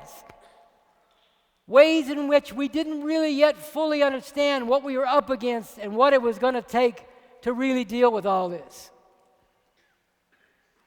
And the strategy that they developed through Executive Mandate number 3 and other ways couldn't lead to that revolution. And you think about now, it'd be even worse because now they just come with a SWAT team and helicopters and everything else. And if you try to stand up to them in that way, people are going to be slaughtered again and again, and that's not going to be a winning strategy. But we do have to stand up. Let me make clear, I'm not calling on anybody to do anything illegal. I'm not saying anybody should go out and attack the police. But what I am saying is that they have no right to take the lives of our youth and to trample on people's rights. And when they do that, people have to stand up against them in masses and bring forward more masses. And we have to do this as part of building for the revolution that can really, finally put a stop to this and all the atrocities perpetrated by this system. Now, before I end, there's a question that I got to speak to that's obviously hanging in the air and something that needs to be directly taken on. And that's the question of violence. Some people say, well, you're an advocate of violence. We can't have nothing to do with you. We can only deal with you if you renounce violence. Let me tell you what I am an advocate of.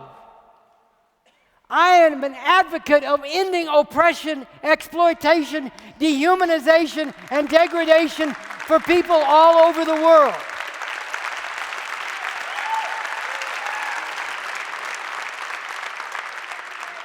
I have spent most of my adult life actively working and fighting for this and wrangling in the level of theory and strategy to try to figure out how to actually fight through all the way and win. And it is on that basis that I have come to the conclusions that I have come to, that a revolution is needed, what kind of revolution it is, what it needs to aim for, and how we have to go about that. And I am not going to back off of that.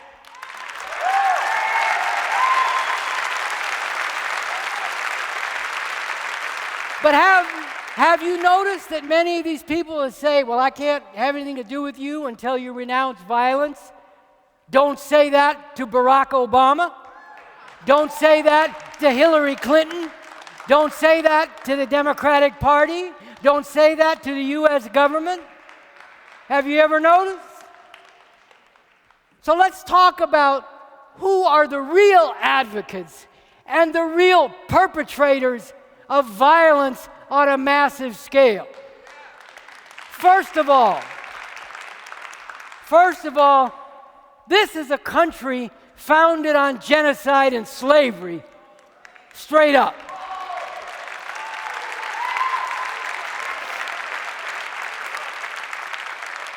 Huge numbers of Native Americans were slaughtered as their land was stolen, time after time, treaty after treaty broken. And then they were herded into concentration camps, those who remained, called reservations. Millions of Africans died in the passage from Africa to the Americas and those who survived in the millions were enslaved, whipped, brutally beaten, driven. As I said in the book Basics, the very first statement, there would be no United States as we now know it today without slavery. That is a simple and basic truth. And it is a truth that too many people, especially white people, don't want to face up to. And it's time we faced up to it and the full implications and meaning of it. If you read the book recently published called The Half Has Never Been Told about slavery by Edward E. Baptist. I don't know if he is a Baptist, but that's his name. He wrote this book called The Half Has Never Been Told, and there he gives life to the reality of what I just said, that we would have no United States as we now know it today without the brutal system of slavery. The former slave and tireless fighter against slavery and oppression, Frederick Douglass, said it exactly right. In the language of today, he said, yes, the USA is number one. With its brutal and depraved system of slavery, it is number one in the world in barbaric treatment of people and disgusting lies to cover up and justify this slavery. Or in the words of Frederick Douglass himself, in a speech he gave on July 4th, very appropriately, 1852, the United States is guilty of crimes which, as he put it, would disgrace a nation of savages. And he went on, for revolting barbarity and shameless hypocrisy, America reigns without a rival. And that is still true. But is there today any big-time bourgeois politician who will denounce the slave owners who are at the core of the founding fathers of this country? Will Hillary Clinton? Will Barack Obama? White supremacy has been woven into the foundation and the very structure of capitalism in this country from the beginning, into the capitalist democracy that we live under, which is a democracy on the terms, in the interests, and under the dictates of the capitalist class, presiding over a system in which white supremacy is an integral and indispensable part without which they could not go on. Let's come closer to the present and just think about some of the violence advocated and carried out by the powers that be in this country. Just in the years 1950 to 1975, in Korea, Indonesia, and Vietnam, and other countries, they slaughtered nearly 10 million people, all with the aim of maintaining and expanding an empire of exploitation. And all this after they had already dropped atomic bombs on 2 Japanese cities at the end of World War II, instantly incinerating much of the civilian populations and subjecting many who had survived to excruciating suffering. And they still uphold doing that. Try to find one of them who will denounce it as a crime against humanity. And they are still developing new generations of nuclear weapons. Yes, under Obama, who said we should move to abolish them, they are developing new generations of nuclear weapons with which they threaten the very existence of humanity.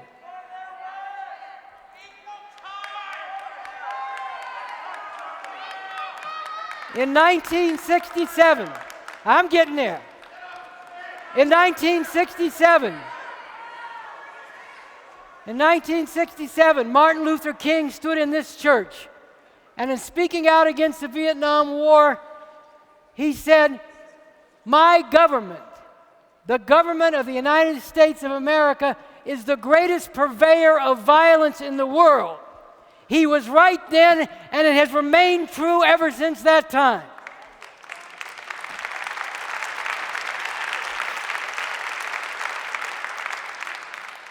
Bob Dylan, in one of his early great songs, "A Hard Rain's Gonna Fall," talked about going where the executioner's face is always well hidden.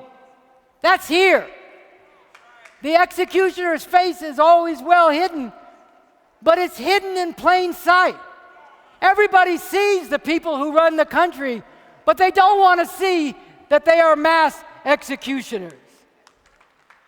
Everybody talks about, oh, Iran, it's a terrible place, run by terrible Islamic fundamentalists, and it is, and they are. But nobody talks about what the U.S. did in overthrowing a popular government in Iran in the 1950s and creating the conditions that made it more favorable for horrific Islamic fundamentalists to come to power in Iran. They talk about ISIS and Osama bin Laden, and they argue about who actually killed Osama bin Laden, writing books and arguing. But the fact is, as horrific as Osama bin Laden and ISIS are, as much as they are brutal oppressors, dehumanizing, degrading, viciously slaughtering people, they can only dream of doing this on the scale on which the government of this country has done it for decades and centuries.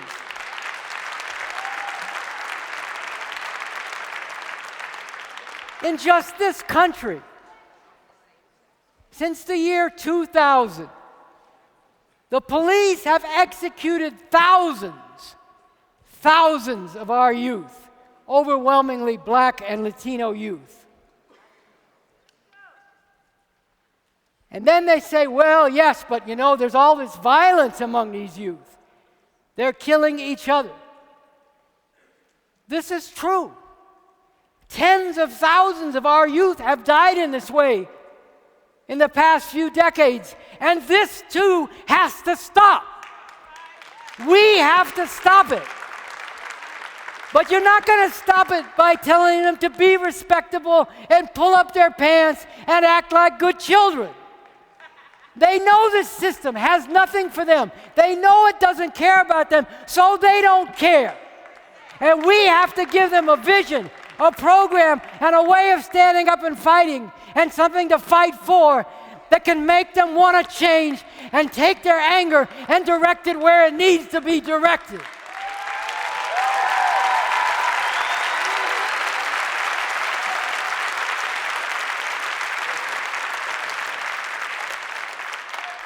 People say, well, if you fight in this way, you're going to become as bad as the people you're fighting against.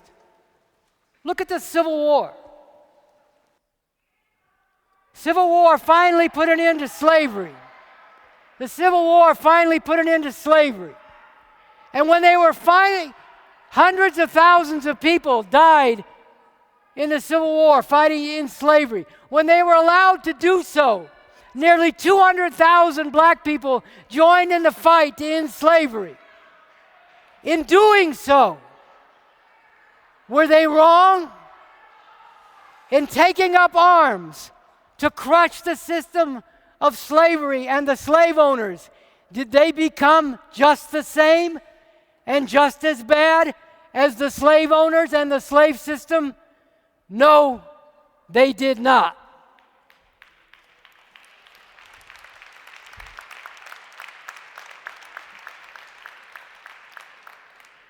So in moving now to a conclusion, let's get to a very basic question.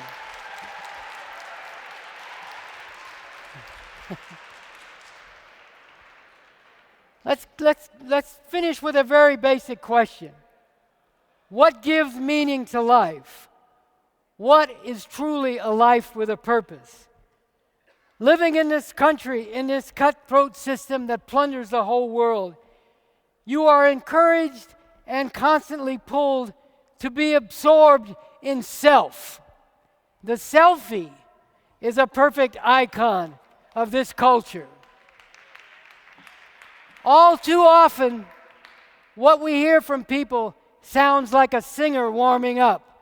Me, me, me, me, me, me, me, me, me. We need something radically different. If you're in a different situation, a desperate situation, you are driven to hustle, scramble, and scuffle to get what you can, while things work to keep you from understanding why things are the way they are and what can be done about it.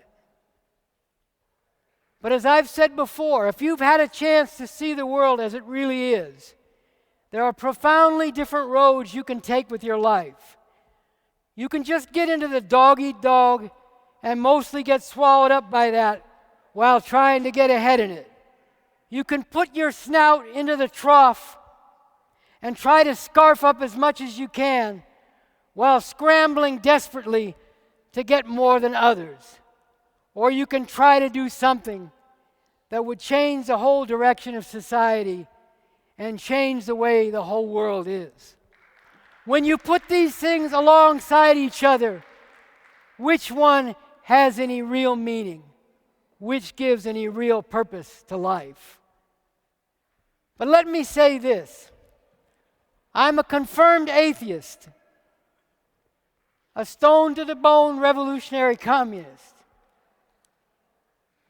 Yet Cornel is much closer to my heart than many atheists. Why? Because too many atheists use their atheism to sit smugly, satisfied with the world as it is, or even use it to justify the world as it is. Cornel is a voracious intellectual with a deep appreciation for the life of the mind, but who also understands that a role and responsibility of an intellectual is to stand with the wretched of the earth and take a stand in the fight against oppression. And I would much rather walk with Cornel than with a smug atheist. Now, don't get me wrong, there are some very good atheists, communists, humanists, and others, but all too many who are justifying going along with the way things are. So in ending, let me say this.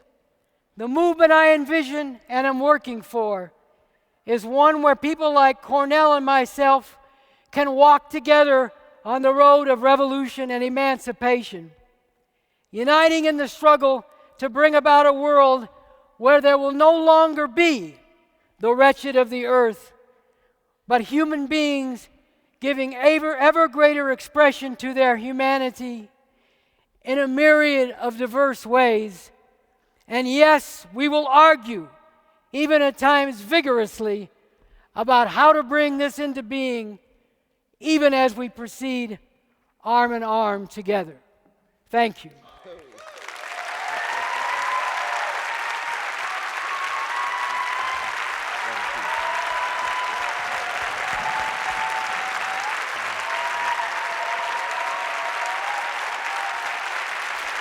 Brother Bob Avakian. Brother Bob Avakian.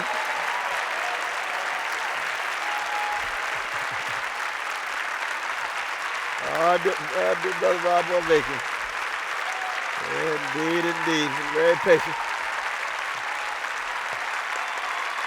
I just want to acknowledge one of the great freedom fighters, Harry Belafonte. Give it up for Harry Belafonte. Harry Belafonte's in the house. Love you, Brother Harry. Love you, Brother Belafonte. What a freedom fighter you've been. 60 years of struggle. 60 years of sacrifice. Still strong. Oh, what a blessing for me to be here. I want to begin by just acknowledging my dear Brother Avakian. He's on fire, and he can sustain the fire for a long time.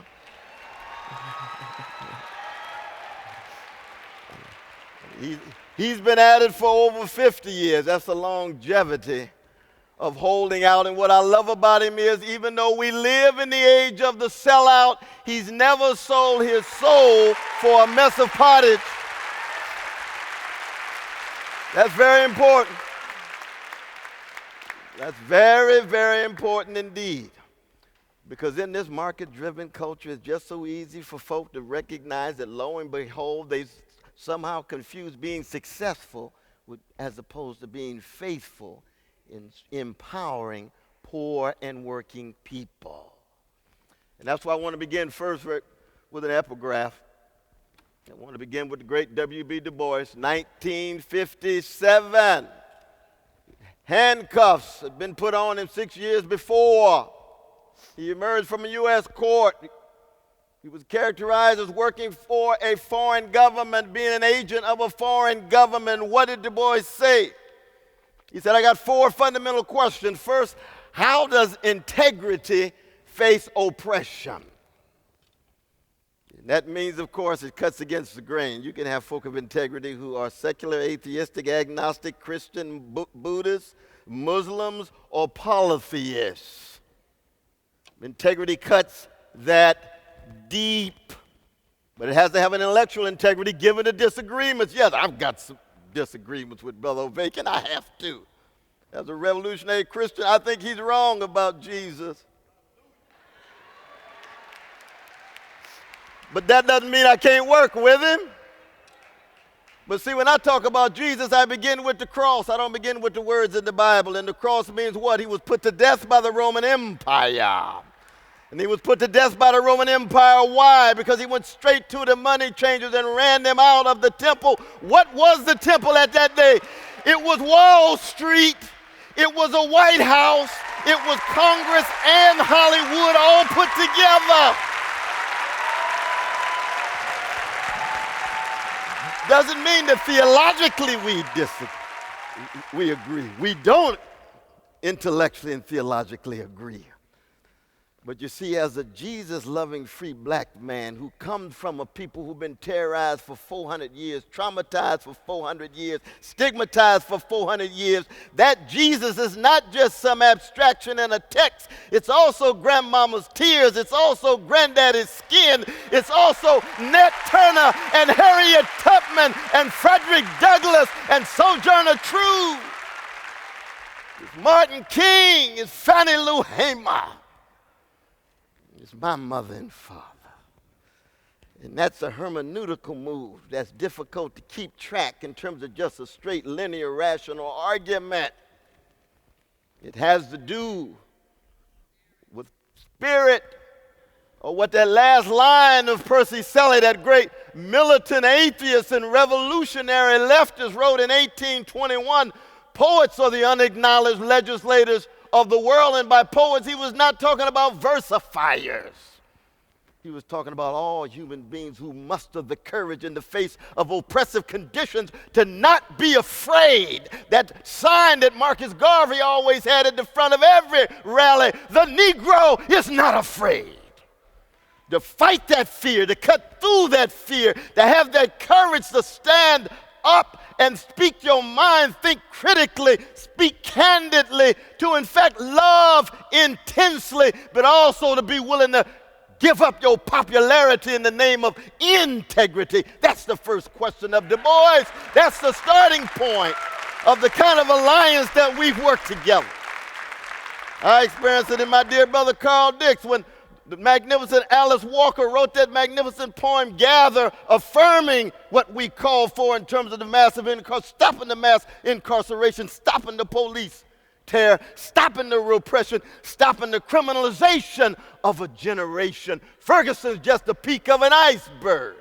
Every 28 hours, some precious black brother or sister shot down by the police or shot down by a security guard. Courage, willingness to straighten your back up. And yes, our dear brother from the West Coast, I'm from Sacktown, you from East Bay, but there's a genius called Sly Stone. And he used to talk about stand. You've been sitting much too long. There's a permanent crease in your right and wrong. Stand, there's a midget standing tall and a giant beside him about to fall. Stand, there's a cross. He comes out of the Pentecostal church of Vallejo. There's a cross for you to bear. Things to go through if you going anywhere. Du Bois's question of integrity in the face of oppression. And one of the reasons why people ask me all the time, why is it, Brother West, that you make all of these different alliances and coalescings in your attempt to bear witness, to tell the truth, to expose lies, and to try in some way to bear witness that there will be no fundamental transformation in America without a serious, rigorous analysis of capitalism, the 1% owning 42% of the wealth, Wall Street dominating the government, with our government as sites of legalized bribery and normalized corruption, with wealth hemorrhage at the top, a working class viciously attacked, backs pushed against the grain, a trade union movement finding it difficult, even exercising the right to organize. There will be no fundamental change in America without a serious analysis of empire, not just the moral issue of the drones dropping bombs on innocent people and innocent children. I love the internationalism of my dear brother when he says, yes, a child, a precious child in Yemen, a precious child in Pakistan, a precious child in Somalia has exactly the same value as a vanilla child in Newtown, Connecticut, as a brown child in East Los Angeles, as a black child in Harlem, as a red child on the reservation, or as a yellow child in Chinatown. And the analysis of the patriarchy too, absolutely, no doubt there's a connection between the attempt to demonize the vast majority of humankind, sisters of all colors, and losing sight of gay brothers and lesbian sisters, of our trans peoples in all of their preciousness. But I want to add to my brother, there will be no fundamental transformation in America if religious people do not awaken. Revolutionary communists and all of their secular arguments will never be able to penetrate the souls and hearts and minds of deeply religious folk in America.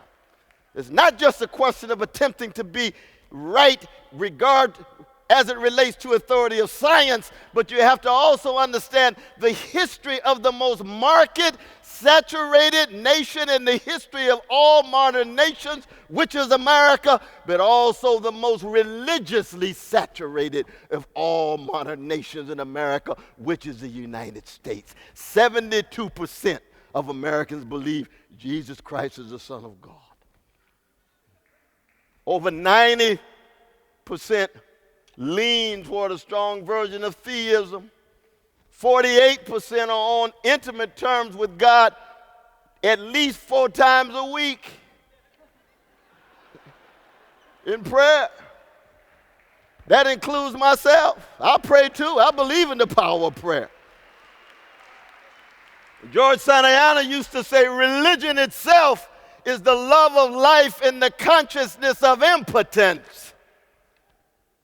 When you look at death, not just physical death, but the social death of slavery, the civic death of Jim Crow, the psychic death of being taught to hate yourself, told you have the wrong hips and lips and noses and hair texture and skin pigmentation, the spiritual death of just giving up or caving in. You need some source that you can fall back on. You need some stories. You need some narratives that have been consecrated and honed by those who came before you. And it will not be a matter of some kind of unmediated access to the biblical text. Those are just the words, including those ugly barbaric dimensions in that biblical text our brother rightly pointed out. Indeed, but I'm talking about the love in the text. I'm talking about Leviticus 19:18, love your neighbor. 37 references to love the stranger in Hebrew scripture alongside those barbaric texts. I'm talking about what it means to really give your life in the form of a life lived, having an existential integrity, putting your body on the line, being willing to cut radically against the grain. That's the reason why we love Brother Martin when he stood here 47 years ago and gave his critique of the American empire. He was exercising his own sense of what it is to have integrity in the face of oppression. And then what's the second question? What does honesty do in the face of deception? You see, I'm blessed to know that I am who I am because somebody loved me. Somebody cared for me. Somebody has attended to me. And I come from a tradition of a people who at their best tried to exemplify an integrity in the face of 244 years of white supremacist slavery and 90 years of American terrorism. And the terrorism goes on this very moment across the nation.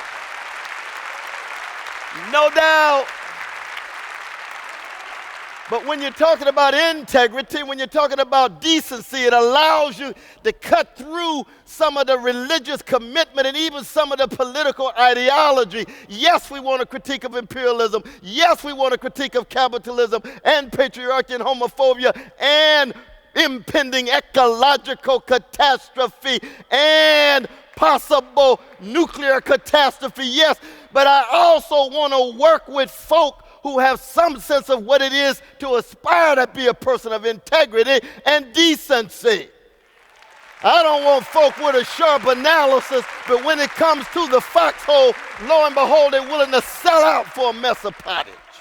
I don't want folk to somehow part of the coalition and the alliance and to discover, lo and behold, they're working for the FBI or the CIA. No, no. Integrity and honesty actually are countercultural in a culture of such vast mendacity, lies, and criminality, crimes against humanity. The drones, indeed, crimes against humanity. But y'all know also the new Jim Crow, the criminal justice system, which itself is criminal, is a crime against humanity. And there's an awakening, thank God for Sister Michelle Alexander in her text, The New Jim Crow, which has become a kind of secular Bible for the awakening. And the same is true with the organizing on the ground. I see my dear Sister Juanita Young. Lord have mercy. Lord, I see Iris Diaz. Stand up. Both of you stand up. Both of you stand up. Both of you stand up. Give it up for our dear two sisters. Organizing on the ground. Organizing on the ground. Courage, integrity, honesty. This is what I'm talking about. But also connected to Revolutionary Communist Party. Not because they necessarily subscribe to a militant atheism, even though I haven't asked them what their religious views are. But it's because when they work with Sister Annie and Brother Lenny, when they work with Brother Steve, Brother Carl, they see an integrity. They see a decency, as I do, given my theological disagreements. Third question. I want to be quick because we want to make this a sustained dialogue now. Third question. What does decency do in the face of insult? Integrity, honesty, decency in the face of insult. Oh, that's a tough question. Never forget what Henry Highland Garnett said the first time black people ever came together in the public sphere outside of slavery in Philadelphia in 1837. He looked out and saw 300 black people. And he said, black folk never confuse the situation of black people with those of the Israelites in Hebrew scripture. For us, Pharaoh was on both sides of the bloody Red Seas.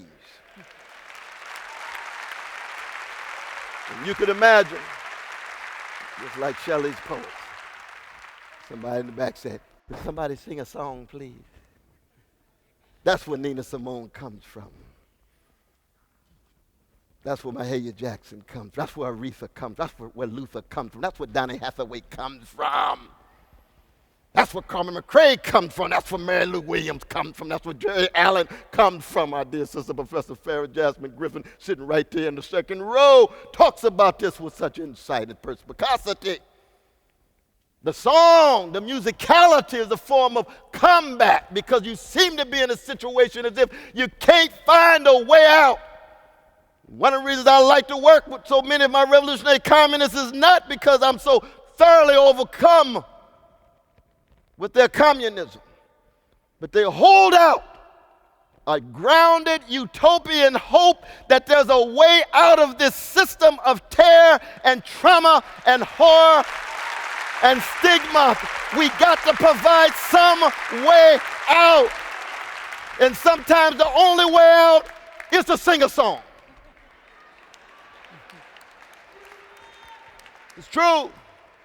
I was just in Birdland the other night. I was talking to the jazz musicians. They said, "Oh, Brother West, if you knew how jazz provided us a way out when John Coltrane brought us together and told the group we will never, ever talk about money. It's all about the music."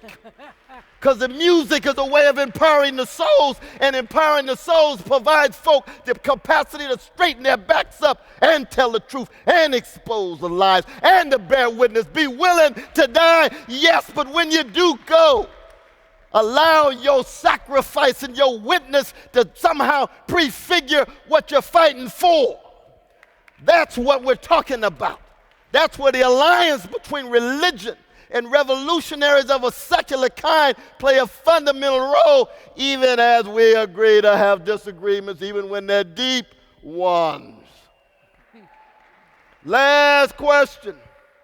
What does virtue do in the face of brute force? You cannot talk about revolution. You certainly can't talk about black people or brown people or red people or working people or poor people here or anywhere around the world.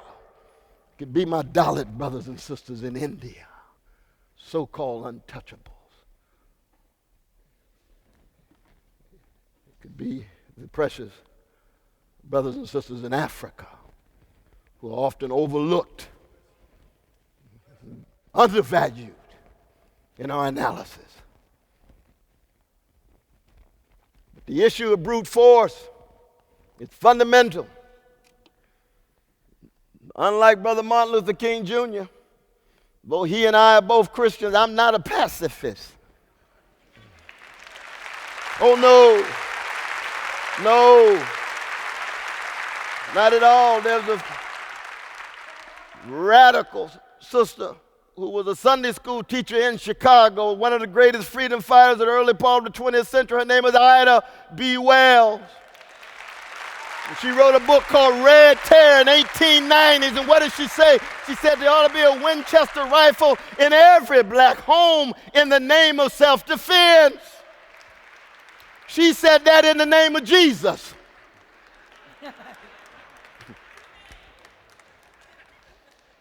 Just like my deacons for self-defense coming out of John Coltrane's state of North Carolina. But it's got to be one in which what sits at the center is this profound commitment to radical love. And by radical love, what I mean is a steadfast commitment to the well-being, beginning with the weak and vulnerable, beginning with the least of these, beginning with those Francophone called the wretched of the earth. And when you have a deep radical love for those Sly Stone call everyday people, or those James Cleveland call ordinary people, then you have a burning hatred of the fact that they're being treated unjustly. You have an intense loathing of the fact that they're being treated unfairly, and if you don't do something, the rocks are going to cry out, which means you have got to be organized and mobilized with the most sophisticated analysis of the systems against which we fight, but also a memory of those who came before. So the moment you feel dismayed and disappointment, just know when the folk was struggling against slavery 200 years ago, they were in a worse situation. When they were struggling against Jim and Jane Crow, it looked as if it would never, ever be overcome. So we tell our young folk, we understand the soul murder that you have to go through every day in these disgraceful school systems where they don't have instruments because they don't want you to learn how to play the music of Thelonious Monk and so many others. We understand the massive levels of unemployment. We understand the indecent housing. We do understand the degree to which it's difficult to gain access to quality health care, even given the progressive liberal market-based health care of Brother Barack Obama, who put forward it all alongside his Wall Street presidency, his drone presidency, his massive surveillance presidency. Thank God for Edward Snowden. Thank God for Chelsea Manning. Thank God for the whistleblowers who tell the truth. Thank God for those who want transparency.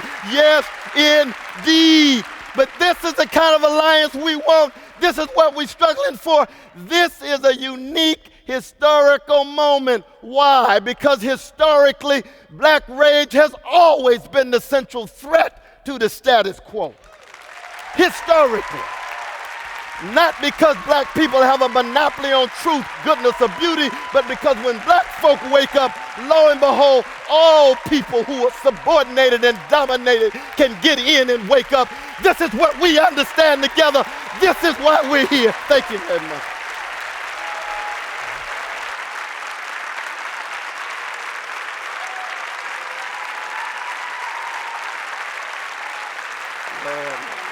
I think I'm supposed to sing. You got to play musical chairs.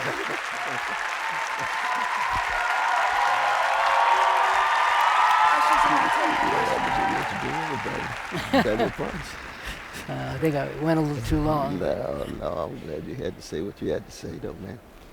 People just need to hear it, man. Yeah, well. They don't hear that. I know. My orientation is I'm just going to persevere. Do you guys want me to step in with a question? They can't hear you. You say what? Do you want me to ask one of the questions on the card? They can't hear you in the audience. Okay, go ahead. Sure. We can start that way. Okay. This is a question which speaks to some of the more of the differences, I think. For many black and brown people who believe in Jesus Christ and rely on him for salvation, How do they square their religious faith, or can they square their religious faith, with a revolutionary mindset that does not look to heaven to fix problems on earth because many will not give up their God? No, I think when Brother Avakian invoked James Cone, who was one of my dear brothers, he's a theological giant and genius. I think his work is very important in this regard, both not just in terms of the kind of secular critique that you put forward, but a degree to which his work unleashed and facilitated unbelievable progressive, subversive, and even revolutionary energies in the black church, especially for a particular historical moment. And I think that that's just one example among many, many others. We've got A.G. Musty would be another important figure. Miles Horton, as you know, working with Rosa Parks and Stokely Carmichael and others on the vanilla side of town, on the white side of town. It's not either or. It's never been either or. Utopian energies take the form of projections of states of affairs beyond history as well as inside of history. To be in the world and not of the world is a distinctive feature of any mature Christian. Well, I would say this way. I have always believed and understood that at the time when we make a revolution and actually defeat this system and bring something new into being, most of the people, not only in the society in general, but most of the people who are actively involved in fighting for that revolution will still be religious in one way or another, or to one degree or another. Okay. So, right. if you, let me put it this way.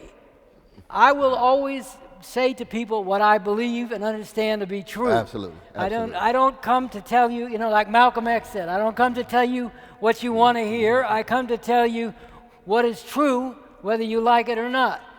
But that's on the one side of the picture. The other side of the picture is we have to have not only a core of people who all the way down for the revolution, and in my opinion that means taking up the science of communism, but we have to have what we've also talked about, a broad elasticity, a flexibility, an openness to embrace a lot of different people with diverse views. And that is going to be necessary in order to bring down the system, and it's going to be necessary to go on to a whole new world.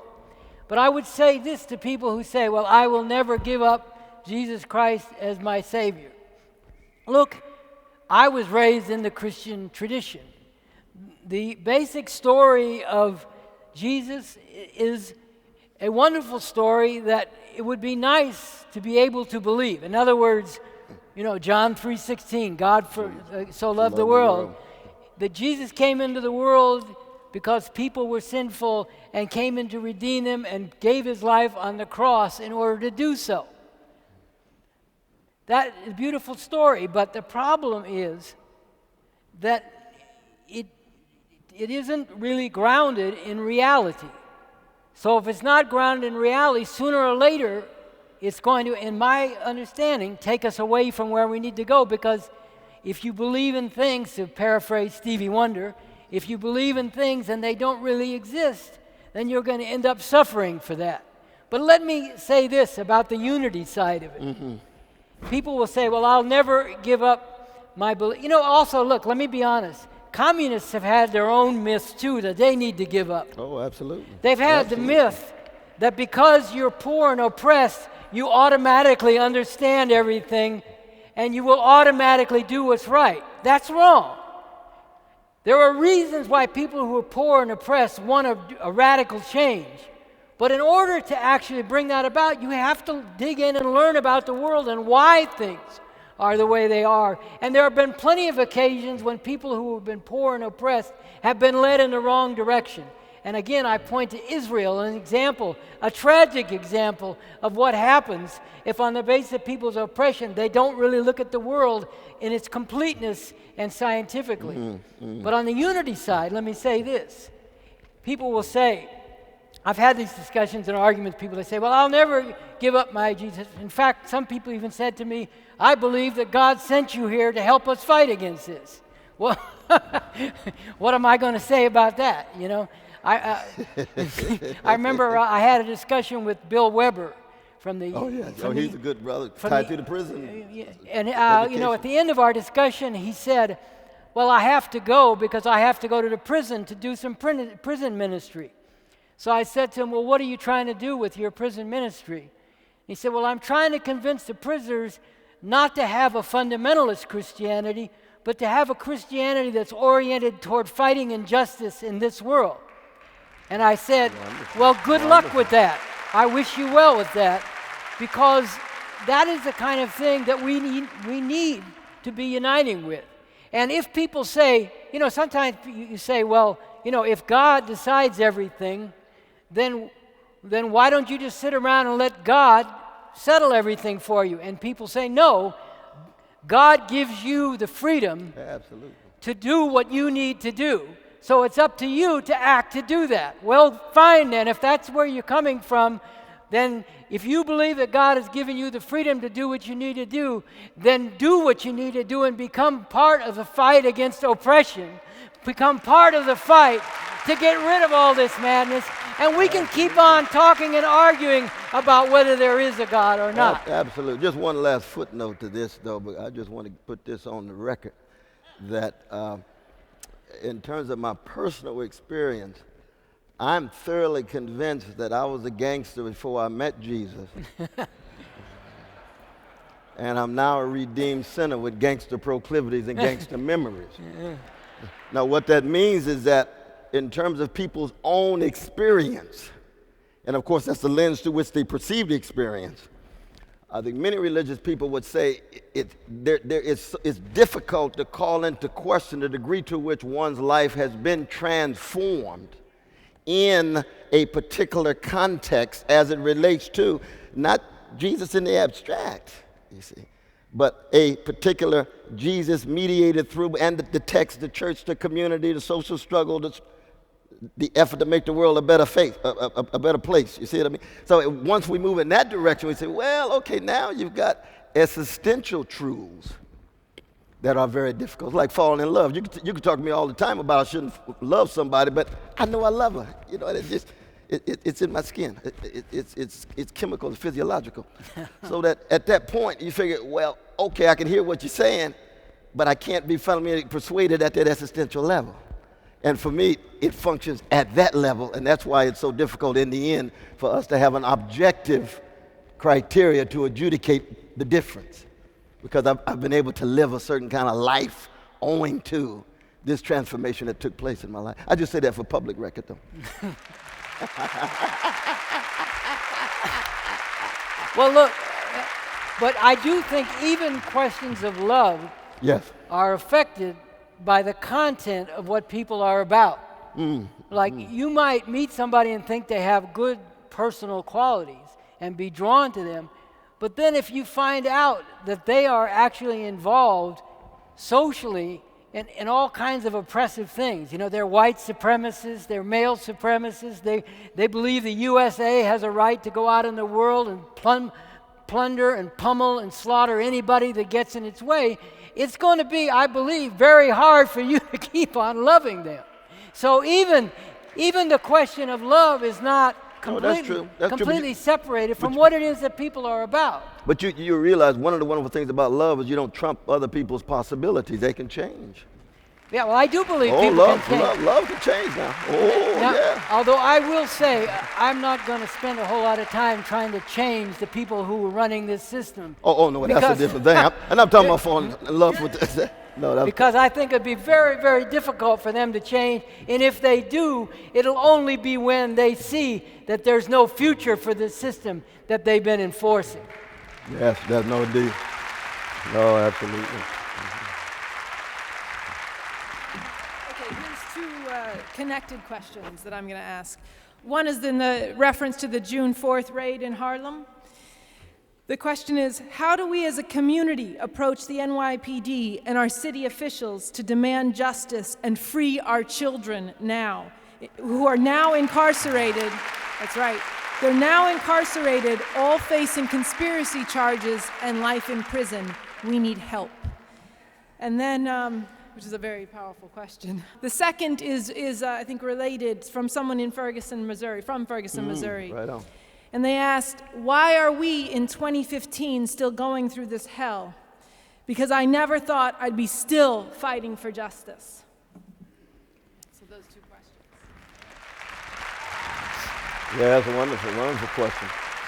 Wonderful question. I mean, as I said before, though, that there's a sense in which the struggle for freedom is a perennial struggle because there's progress and then regress. For the last 30 years, there's been a class war against poor and working people, disproportionately targeting young folk of color. And the results of that class war has produced what we're dealing with right now. And that was regress. So we had breakthrough on the one hand, we had regress on the other. The breakthrough was one in which you ended up with the expansion of a black professional class and a black middle class and even a few black top dogs in terms of corporate America and Wall Street, you see. But at the same time, it was a devastation of the black working class and an expansion of the black poor who more and more find themselves unable to even find a role in the society in terms of jobs, in terms of status and stature. And that is unbelievable regress. And we're dealing with the consequences of that regress. And so in that sense, you would think, well, my God, 2015, we thought, lo and behold, with Martin King and Fannie Lou Hamer and the others, that we would be able to be closer to black freedom. No, that's not the case at all. That the ruling class in America won the class war over the last 35 years. And we're responding to that triumph from above. And what is wonderful is the degree to which the young folk are willing to fight. And oh yes, I mean, Ferguson is just, I think, the beginning. We're going to see a whole new wave, of activism among the young folk. And the beautiful thing is that the sisters, the black sisters, will play a fundamental role. Yeah, Tefpo, that's beautiful, but you got Ashley Yates. Oh, yes, you got Tori Russell, but you got Sister Alexis, and on and on. It's going to be a collective, mutually gendered and trans affair, which was very different than what it was when we were coming along, because we know how deep that patriarchy was. Isn't that the truth, though? Yeah, it is. Oh, Lord, indeed. That's why I appreciate your critique of patriarchy, especially for an old school brother like you hitting hard like that. I'm old school, too, but I mean, you'd be surprised. Well, we have to keep on learning, right? Exactly. We got to keep on learning. Well, I would say, these questions, I think these two questions are very much related. I would say the basic answer to the question of why we still have to fight after all this time is because we're still living under the same system. And unless and until we get rid of the system, the same things are going to keep on happening, even if they happen in some different ways. Like I was thinking about Detroit. The most powerful urban rebellion in the 1960s took place in Detroit in 1967. Now, I'm not advocating anything, I'm just telling you the facts. The people rose up in Detroit, and yes, they came in and they killed a lot of them, but they rose up for 5 days. And after they killed them, they said, oh man, we've got a really serious problem here, and they went and started hiring thousands of black people right off the street into the auto plants of Detroit. And those were high-paying jobs. Now, people always, and again, I'm not advocating anything. I'm just telling you the truth when they always say, oh, when people rise up, it doesn't do any good. It never does anything good. All it does is harm, ruin our own communities. They came and they hired thousands of people right off the street. And then they commissioned the Kerner Commission report. You remember saying, oh, we've been mistreating black people. Who knew? And they started talking about how they kind of had to make all these changes. Absolutely. But now here's the thing. Here we are almost 50 years later. All those jobs that they hired those thousands of people into are gone. Most of the auto plants are closed down.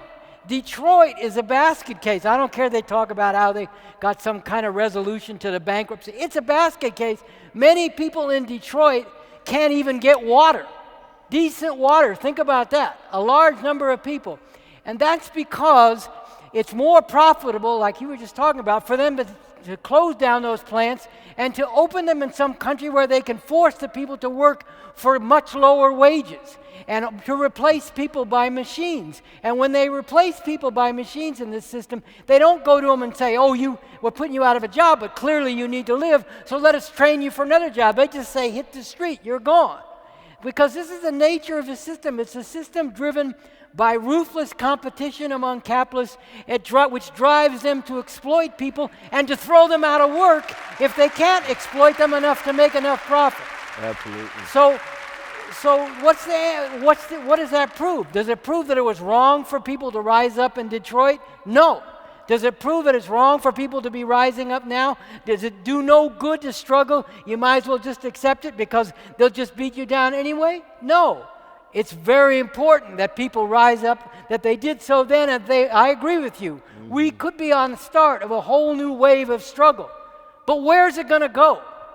Are we going to still be facing the same thing 50 years later down the road? Maybe not us, but other people who come behind us? Or can we actually get rid of the system and put in place an economic system that is geared to the needs of the people, not the profit of a few, and a political system that goes along with that economic system?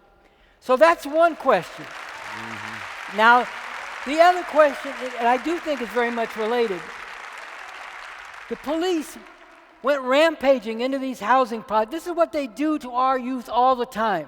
Everybody talks about the prison pipeline, from the neighborhood to prison.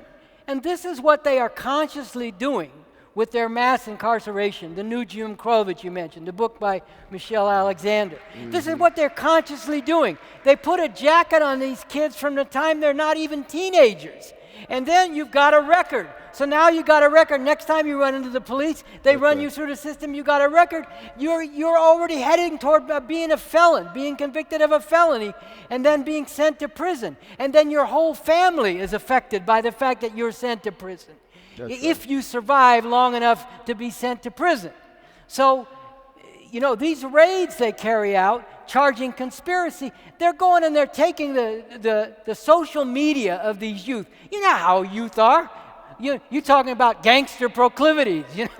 Youth, they like to talk big, they like to talk bad.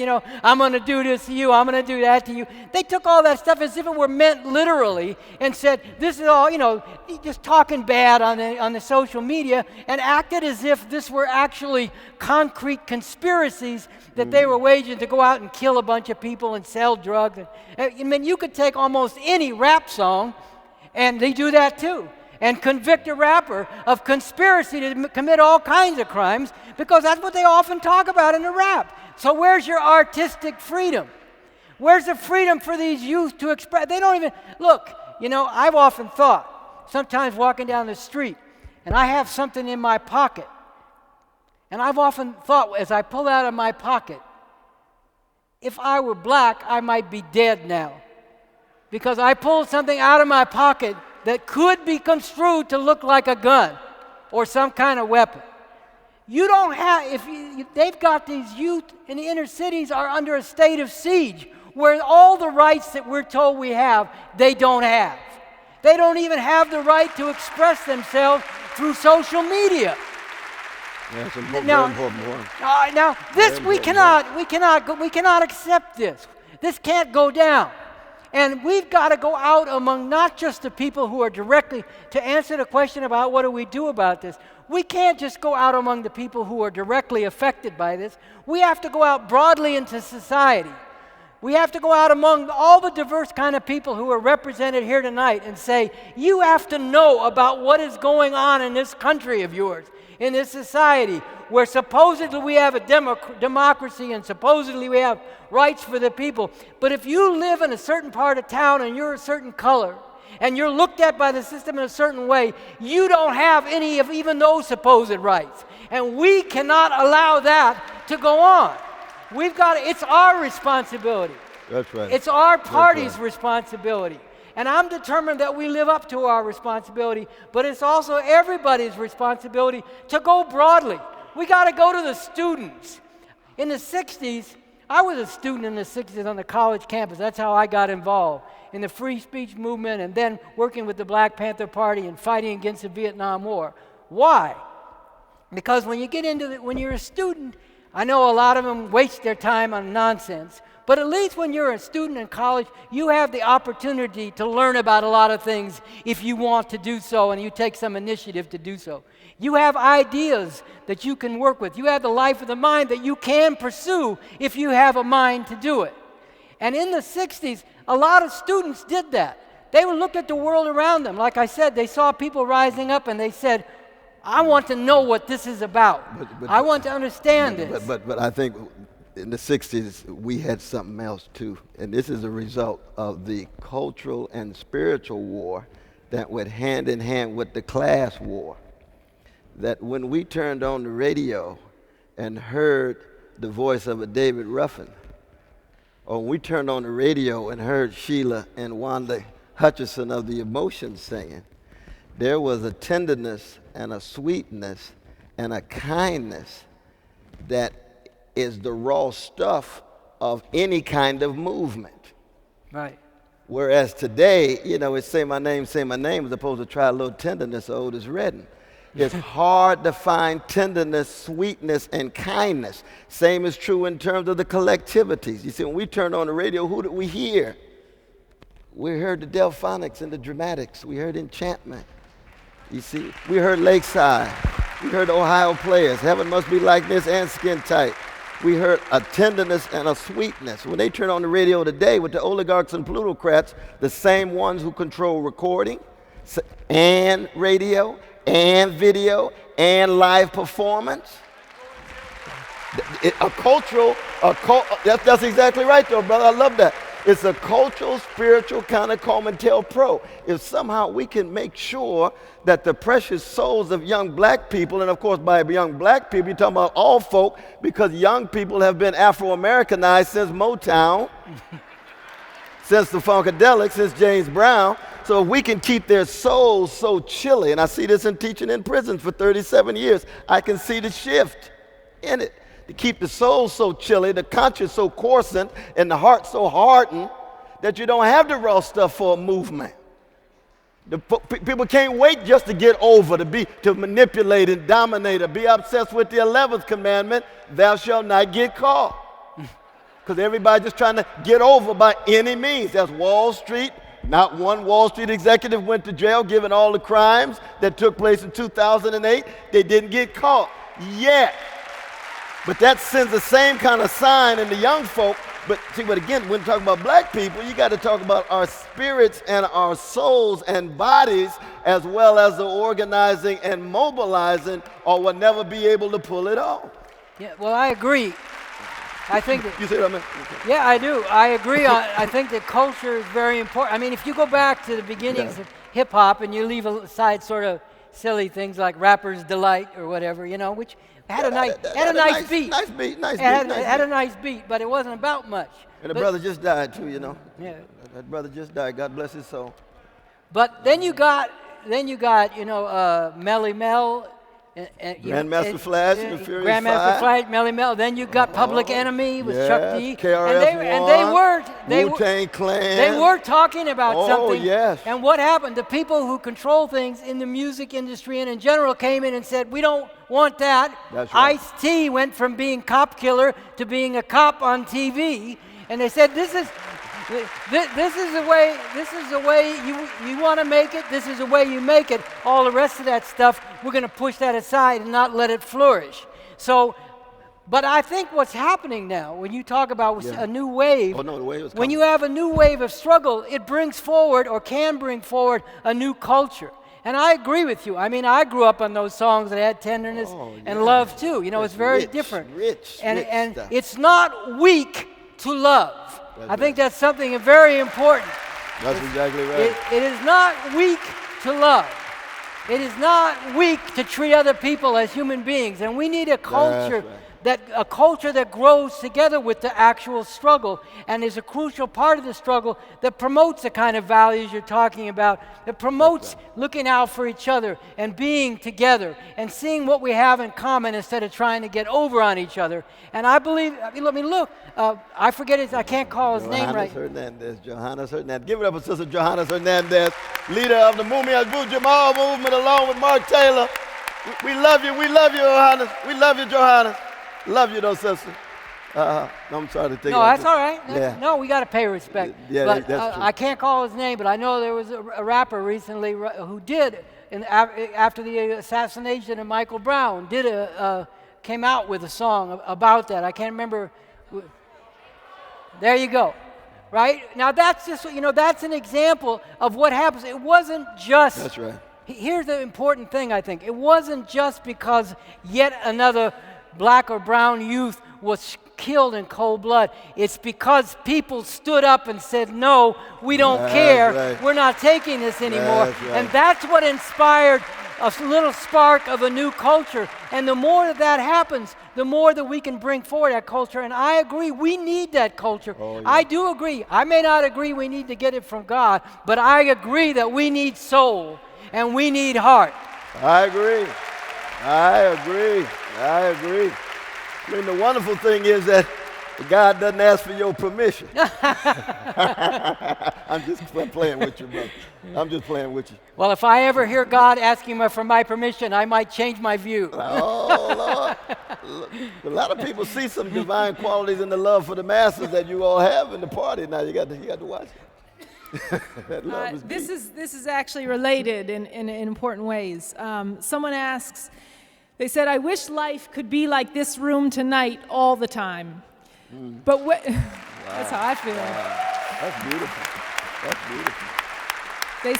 They said, but when we leave here, we go back to a hard world where some people go through hell and others harden their hearts and heads to the possibility that things can actually be much better. How do we carry the spirit of mutual respect back home and sustain it while we struggle to change the world? I mean, cynicism is deep. How do we keep our heads? Yes. Well, let me say, one of the things, one of the reasons why I deeply love and cherish you is because there isn't any of that world-weary cynicism and small-minded snarkiness that's so common out here that we need to get rid of. And I think the answer is twofold. It goes back to what we were just talking about. We need a different culture that we also need to fight for. There are many creative people out there, and they need to be encouraged and supported. People need to be supported. Lots of people come forward and do good things, and then they get smashed down in this system, and we need to be supporting each other. One of the things I love about Ferguson, besides the fact that people stood up, is over and over again you hear from people who came from outside Ferguson that everybody told us that people there were so terrible and they were going to do all, and they were the most loving people, the most supportive people. They took us into their homes. When we got tear gas, they brought water and milk to our eyes to help us get through it. Even you had people from the media. This is a little microcosm, a small, developing seed and germ of what we need to be doing. We need to be struggling, but as we're struggling, we need to be fighting for different values. This is where we very much agree. Yes. We need to be fighting for different values in a different culture that says that this cynicism, this idea of just getting over, and this is the way the world is, it'll never be any different, that's what's weak. Because that's what's going along with the system and just playing the game of a system that needs to be gone. And that's not going to be an easy fight, because living under this system, you're constantly pulled to that, even when you want to do something better. So we have to fight for that. We have to fight for that culture. We have to fight for those values. And we have to support each other. Look, everybody should leave here. If you do one thing, when you leave here, talk to people about what was being. I don't care if you agree more with Cornel or more than me. I care. Okay, but even beyond that, okay, I do care. But even beyond that, it's very important. Talk to people about what was going on here, what we're doing here, the questions we're struggling out, the way in which we're doing it with respect and love, which is real. That's right. That's right. That's right. That's right. I think the other thing to keep in mind, too, is that, you see, cynicism is the flip side of sentimentalism. And we live in a culture that trots out sentimental tales, which is part of the culture of superficial spectacle to stimulate and titillate as opposed to really care and nurture. And when the sentimental bubble is popped, the result is cynicism. And so you end up with a culture that swings between sentimentality and cynicism with no serious engagement with the night side. I mean, what we love about the blues is precisely what? It's neither sentimental nor is it cynical. That's why there's no optimism in the blues. They're prisoners of hope. Hope is not the same as optimism. Hope is mustering the courage to keep moving in the midst of the darkness rather than thinking that somehow the sunshine gonna come out without you playing a role. And that's another thing when we do come together. We do come together on that with the party. Absolutely. You say what? Oh, it made a lot of sense. Oh, Lord, that means somebody's praying for me. Somebody's praying for me. I appreciate that. No, I don't think you need it. Well, you'd be surprised. You'd be surprised, brother. I don't know. Go right ahead. I want to ask a question. I'm going to take license. I'm going to ask a question that didn't come up written, but I know came up a lot in the work to prepare for this, in particular from some of the youth in the projects and in the high schools. And one of the main questions, or one of the big questions, was, I hear what you're saying about I should be part of the revolution, but I'm part of building this dialogue, but I'm too messed up, and I've done too many messed up things. So what would you say to the youth, in particular, the youth who've been cast out by this system, who say that? I would say Clyde Young is one thing I would say. Yeah, Brother Clyde. Here's an example. Brother Clyde. Yeah. Here is someone, sometimes he would even joke about the incident that got him sent up for so long, because it was, now the brother's not here, but he wouldn't mind my saying this. It was one of the more foolish things you can imagine doing, if I recall correctly. He actually went in to rob a bar that was full of, it was a cop bar. It was full of police. And when he tried to run out to get away, blasting away, he ran into the bathroom instead of out the exit. Lord. But, that's the funny side of this. But, here is someone who came up like all these youth that you're talking about who were saying this. To the degree that people have done messed up things, it's because you're living in a messed up system that pushes you in the direction of doing messed up things. I know there are other people here who've been through prison. Some of them have written into our website and our newspaper talking about how they transformed themselves. In many cases because they came in contact with our party and its message of revolution and its science of communism. Others, other ways. But, I don't care I care what you've done, but more important is what you're going to do.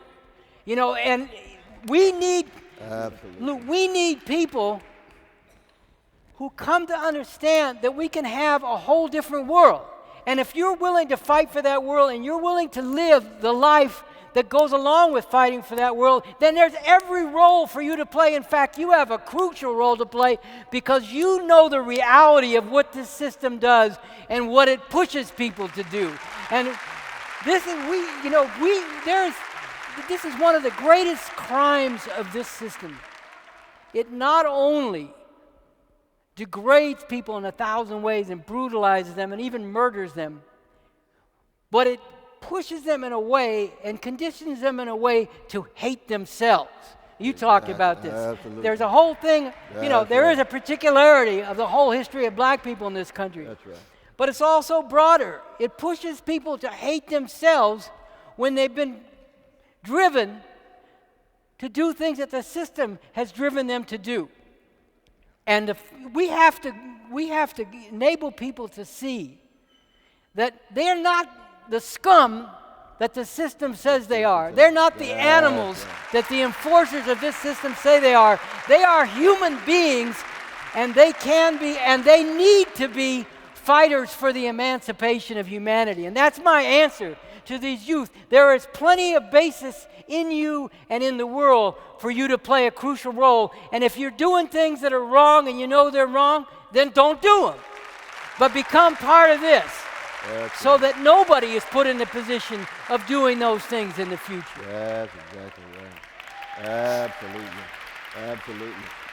I would just say one sentence: don't let anybody rob you of the belief in your own potential or possibility. Anybody. Read Malcolm X's autobiography. Malcolm, little gangster. Elijah loved it. In a cell. Transformed the cell into a library. And it spread throughout the prison in Norfolk State Prison. Here comes one of the greatest prophetic figures, Malcolm X, out of what was perceived to be the underside of the American empire, not producing anybody. Malcolm X, one of the greatest freedom fighters, revolutionary Muslim. Revolutionary Muslim. Very important. We can go right down the line. Bell Hooks, revolutionary Buddhist. Ann Becker, revolutionary Buddhist, with this commitment to possibility, and it comes from a lot of different sources, secular as well as religious. Here someone asks, every rational conversation should begin with definitions. And John Lennon gave the best definition of God that I've ever heard. God is a concept by which we measure our pain. Can you guys do any better in terms of defining God? By which we measure our what? Our pain.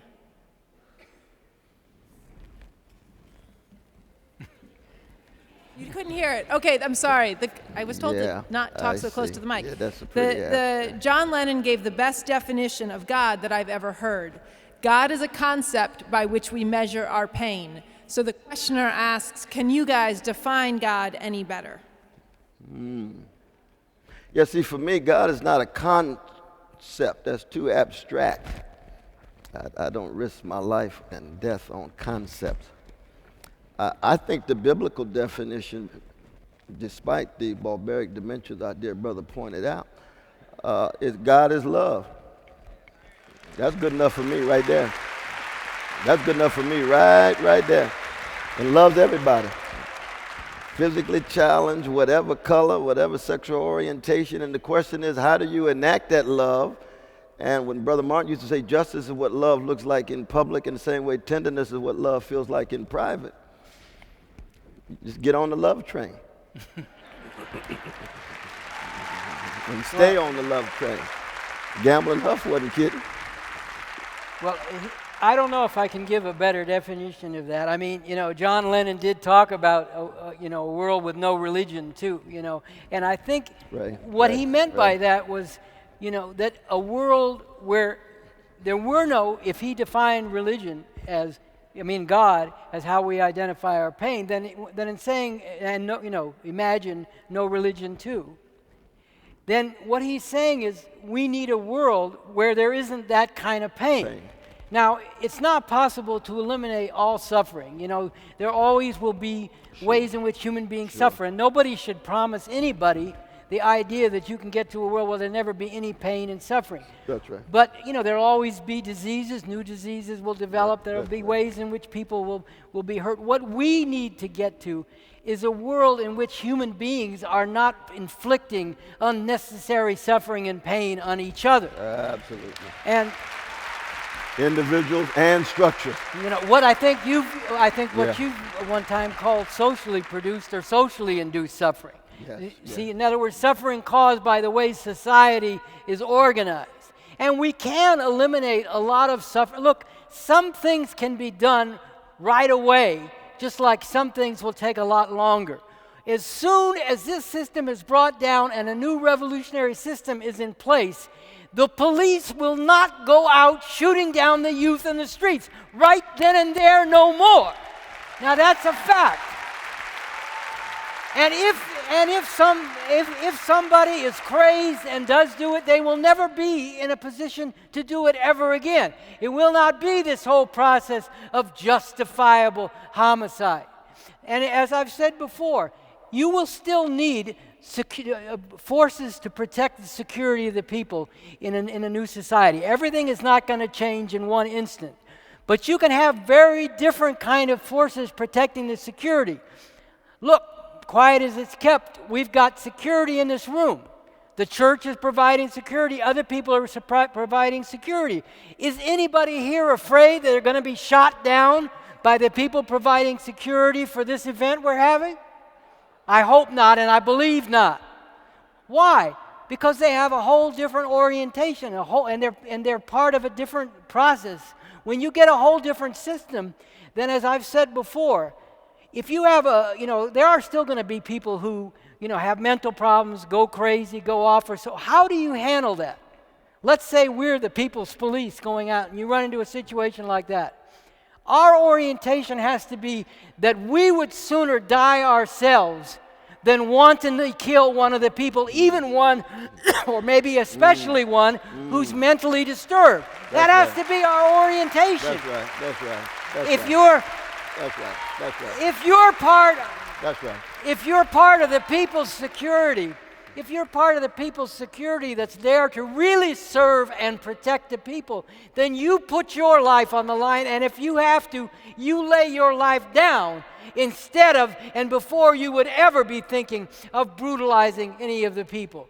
But that is not going to happen under this system, and that's why we got to get rid of this system, and that's why we have to be very serious about the question of, can we have a revolution? And if we can, how do we make that revolution? We have to, look, this is, it's kind of ironic, but, once again, Clyde Young used to say, one of his favorite sayings was, this is serious as a heart attack.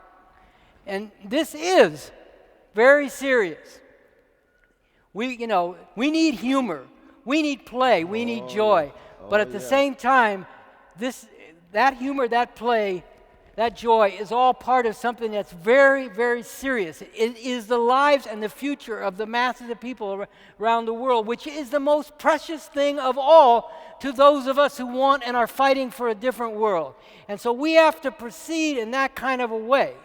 And that's why I put the emphasis on being scientific, because being scientific just means understanding and working to understand the world the way it really is. It doesn't mean you'll ever understand everything or everything completely correctly. We're always going to make mistakes and have shortcomings, but we have to really strive to understand the world the way it is, and if we do, then we can see where the possibilities actually lie, not out of wishful thinking, but out of a scientific approach, to know that we actually can have a different kind of world, yes, a different kind of society, and yes, with a different kind of force that really is about protecting and serving the masses of people. Mm-hmm.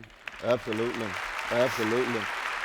And I'm glad you mentioned the church, because I think, again, we want to thank Reverend Dr. Amy Kate Butler and her leadership for allowing us to have this kind of dialogue.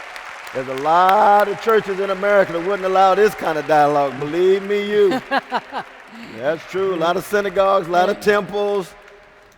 We wouldn't allow this kind of dialogue to go on. So I appreciate Riverside. Absolutely. Rich. No, indeed. I see Brother Steve Phelps there, though. He's former pastor, interim pastor.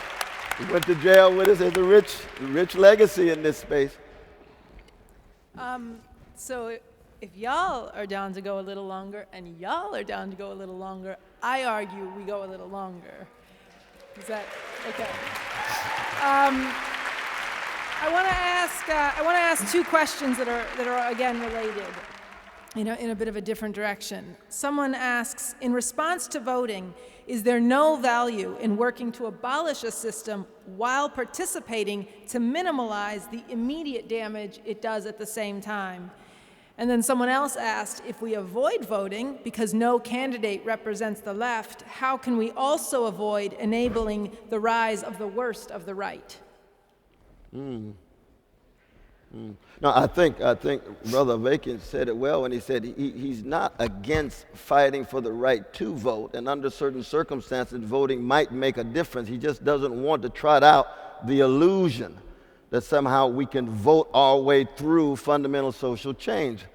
I think it was Emma Goldman who used to say, if you could vote, if voting would lead toward fundamental transformation, it would be illegal. So we're not against reform. We fight for reform. We're not seduced by the illusions of reform. That's all. Is that a characterization of what you were talking about? Yeah, but I think there's another, yes, but I also think there's another point here, which is the logic of voting forgets one very basic fact, that in any kind of profound social change that's come about, it didn't come about by people playing by the rules and going along with the way things are. It went by people stepping outside of the way things are and refusing to go along with the rules. If you think about, for example, even some of the gains of the civil rights movement, the way things were in the South it wasn't just something people, white people didn't want, that black people could go to a restaurant. It was against the law. That's right. The law said that you had to have segregation. So if you were gonna change that, you couldn't say we have to abide by the law. You have to say this law is an unjust law. We have to step outside and oppose that. And if you think about any kind of basic change that's been brought about, it's always happened. See, people say, for example, now I got to call his name, Michael Eric Dyson. In the last presidential election said, well, if you don't vote, then you aren't in the game. The championship is the San Antonio Spurs and the Miami Heat. If you don't support one of those two teams, then you're not involved. You don't have a dog in the fight. The problem is, if the choices that they're giving us are the only way you can play the game, then that ought to tell us that we don't need to be playing this game. See, that's the first thing. And what we need to do, like people have always done whenever they've changed anything in any kind of fundamental way, is to step outside of the rules. Let's go back to right now, what's hanging in the air, the Michael Brown thing. How many times have you heard over and over again, well, we have to respect the process. We have to let the system play out. We have to let the system work. But this is the system working. The assassination of Michael Brown and so many others, thousands of others, that is the system working. And, look, how many times going back, say, 50, 60, 70 years, were black people lynched in the South? And thousands of times, and how many times was any white person ever convicted of murdering them in that way? Now you can come forward to the present time.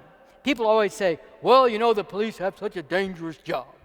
Look, what about all the police that are killed by black people? Well, what about them? First of all, you can't hardly find any.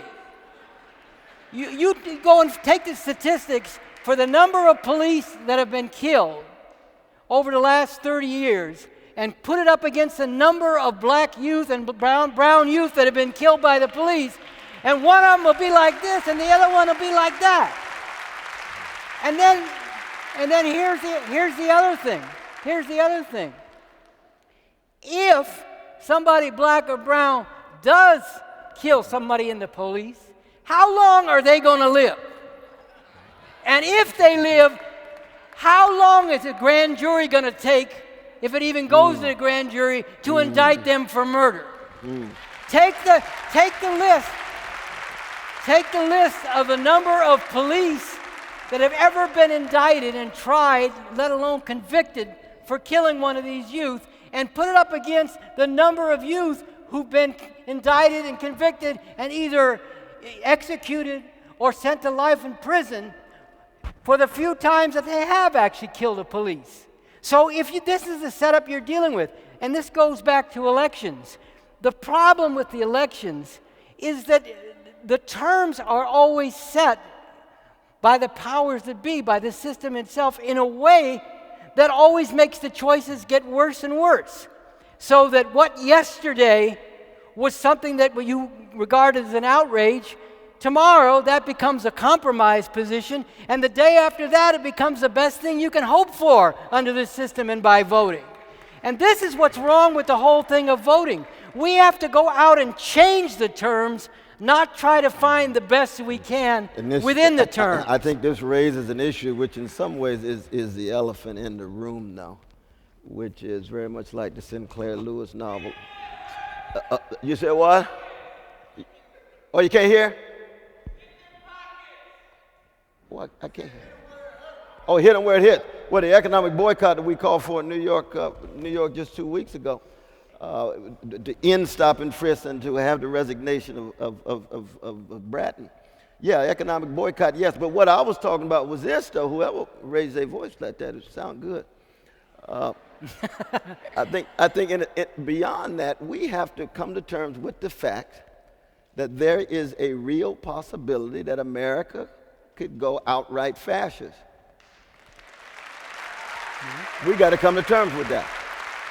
And what that means is that when you have politicians who are bought off by big money, bought off by big banks, bought off by big corporations, so that the government itself is completely subsumed under the power of Wall Street and big corporations. And those voices that are raised to try to bring critique to bear are either demonized, character assassination, or literal assassination. America is then very much on the road to fascism. And well, no. The very fact that we're having this dialogue here is in some sense a possibility of some people speaking their minds. I'm talking about when just to raise your very voice, my dear sister, means you shut down like a dog. We can call it soft fascism versus hard fascism. Okay. So by raising voices, by still having possibility of social movements, even though it's penetrated by the FBI, that's soft fascism. Then you got thick fascism. But I don't want to play with the word fascism because many of us have had to deal with much more harder fascism where we couldn't raise our voices at all. You see. But I'm just saying that because when you look at the three dominant tendencies of neoliberal capitalism, which is financialized, privatized, and militarized, and the financializing with wealth at the top, you're privatizing public education, public life, public prisons across the board, and then you're militarizing, beginning with the schools and the airports, let alone the bombs in 890 military units around the world with a ship in every ocean. That is the American empire at the moment. At the moment. And to the degree to which the very possibilities of public spaces where certain voices, let alone certain movements, can still be enacted. Because believe me, under fascism, the Revolutionary Communist Party would not exist at all. Well, all. We wouldn't be here, sitting here. Well, we would be underground and in a serious way. Now, it might be the case that there's a whole lot of folks underground. We would on, but I mean, the point is that I'm just talking about that's one of the elephants in the room in regard to what the challenges are. Well, I agree. And I think the point, once again, is there's only one way that's going to be prevented, and that's the same way that everything else we're talking about is going to happen. Is people rising up and refusing to go along with it and winning more and more people. Look, we have to go. When we talk about transforming the people, we're talking about, it's not some mystical process. We're talking about transforming the thinking of people, large numbers of people, how people understand the reality out here, what their values are based on that, how they see going about things in the world, what they think is important, how they see the possibility of living a different way, and how they see going about fighting for that. This is the key thing we have to do. We can't just have a good dialogue, and believe me, I'm enjoying it very much. And it's very important, and we need to do a lot more of this. You and me need to do more of this, and other people need to do more of this. We need to be, yes, our agreements, our disagreements, we need to be wrestling with them. Right. We need to find the unity as broadly as we can, and we need to keep talking about and arguing about our disagreements in a principled and lofty way. But at the same time, we can't just come to a thing and feel good for ourselves. This is not about us. This is not about the people here just unto ourselves. That's right. This is about what kind of world we're going to have and what we're really willing to do to actually fight to bring that world into being and to live in a way that's consistent with that and to bring into being a world that we can give to our children and their children that's much different and much better than this world. So we have to go out of here. That's why I said, and I was very serious. I'm not playing here. If they don't bring down an indictment against the murderer of Michael Brown, that is a test for all of us, and that is a test for this society and the people in it. What kind of society are we going to live in? What kind? It's not the only one. There are many tests, but it's one right in front of us right now. That's right. And if we're gonna prevent, look, if the rulers of this country think that they have to throw off their democratic mask and go to what you're calling thick fascism, go to outright dictatorial rule without any pretense of allowing for the will of the people and rights and protests and so on. If they come to a consensus, maybe through a lot of struggle in their own ranks, but if they come to a consensus that that's what they need, they're going to move in that way, and nothing will stop them but us. And the millions and millions of people who are like us or who are not like us, but need to be one to understand the world the way that we're coming to understand it. No, that's real. That's real. I think this follows, actually. Someone asks, how in this world are we the oppressed, how in this world are we the oppressed people supposed to accomplish true revolution peacefully when in reality the powers that be have all the artillery to kill, while all we have are our voices and our fists? How do we compete? There's no win in this picture for the oppressed, as I can see. Please shed some light on this. Well, I didn't hear the last part. There's no room. There's no win in this picture for the oppressed, as I can see it.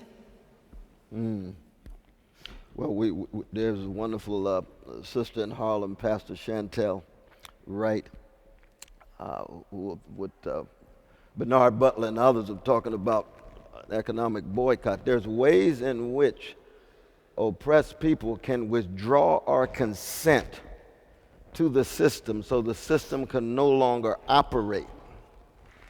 This is what strikes are all about. If we had a trade union movement the way they do in South Korea, when you have a general strike, they shut the whole society down. Then people recognize, lo and behold, we need these working people. Lo and behold, we can't go on to business as usual. But that's a level of unity, that's a level of organization that we need on the left that we might not have, but that's already a sign of being able to have tremendous impact on a society without necessarily having to engage in violent struggle. Now, we have to keep in mind, anytime we're talking about violence, the violence is already happening. It's institutionalized violence happening every day. Every day. So it's not a question of violence or not. It's a question of what are the conditions under which a certain kind of violence you think can be both most effective and still have a certain moral content, which means not killing innocent people and so forth and so on, you see. But that to me, the framework is very crucial. But in terms of boycotts, in terms of general strikes, in terms of shutting the place down, and in terms of what happened April 4th, 1968. What happened that night? 200 or so rebellions owing to the death of our dear brother Martin King. Shut America down. It shut the country down. And concessions did flow from that death. Now that's very unique because Martin's love was so overwhelming that many of us could not hold it in. That our love overflowed with our rage because of his willingness to live and die for us. And it wasn't just black people, but it was disproportionately chocolate. But that's another expression of how, in fact, you have major impact. Now, that's not revolution, but that's major impact on a society. And it's true that I don't know of a revolution. Well, I guess the Velvet Revolution might be examples, but it's very rare that there be a full-scale revolution without some particular role of violence in it. That seems to me just a historical fact. Yes, I think it is, and it flows out of the fact that the people who hold power are not going to give it up, just because they come to see. They're not going to wake up one day and say, oh, millions of people are in the street.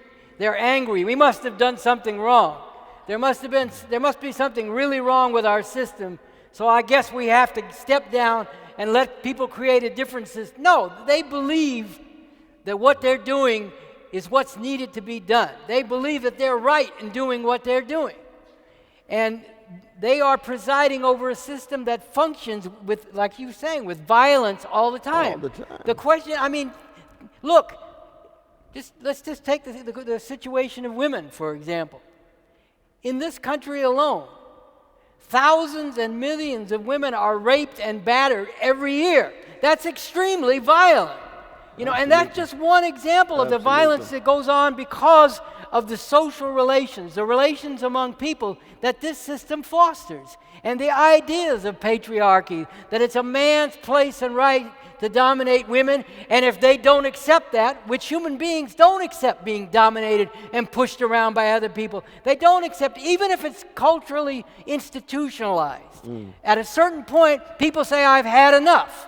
And then you have to use brutality to enforce that, as long as you are caught up in those kind of relations. Well, this system thrives on that kind of thing. It can't operate without being violent. And look, once again, this is very serious business. The lives and the future of literally billions of people are at stake in what we're talking about. And look, what they can throw at you if you try to rise up in a real revolution is nothing to take lightly. It's very serious, the destruction that they can bring down. And they're absolutely heartless. They will absolutely go to lengths. But we have done a lot of work wrestling with this question of, is there actually a way that with all their military might, when we have a situation not where there are a few thousand, but when there are millions and millions of people who are determined, who say, I don't care. This can't go on. If we have to die fighting to stop this, then we're willing to die. When you have millions and millions of people who come to that point and say, we know that we can bring into being something much better and we're willing to put our lives on the line for that, then you have to be able to fight and organize the people to fight in a way to actually go up against what they're going to bring down on you.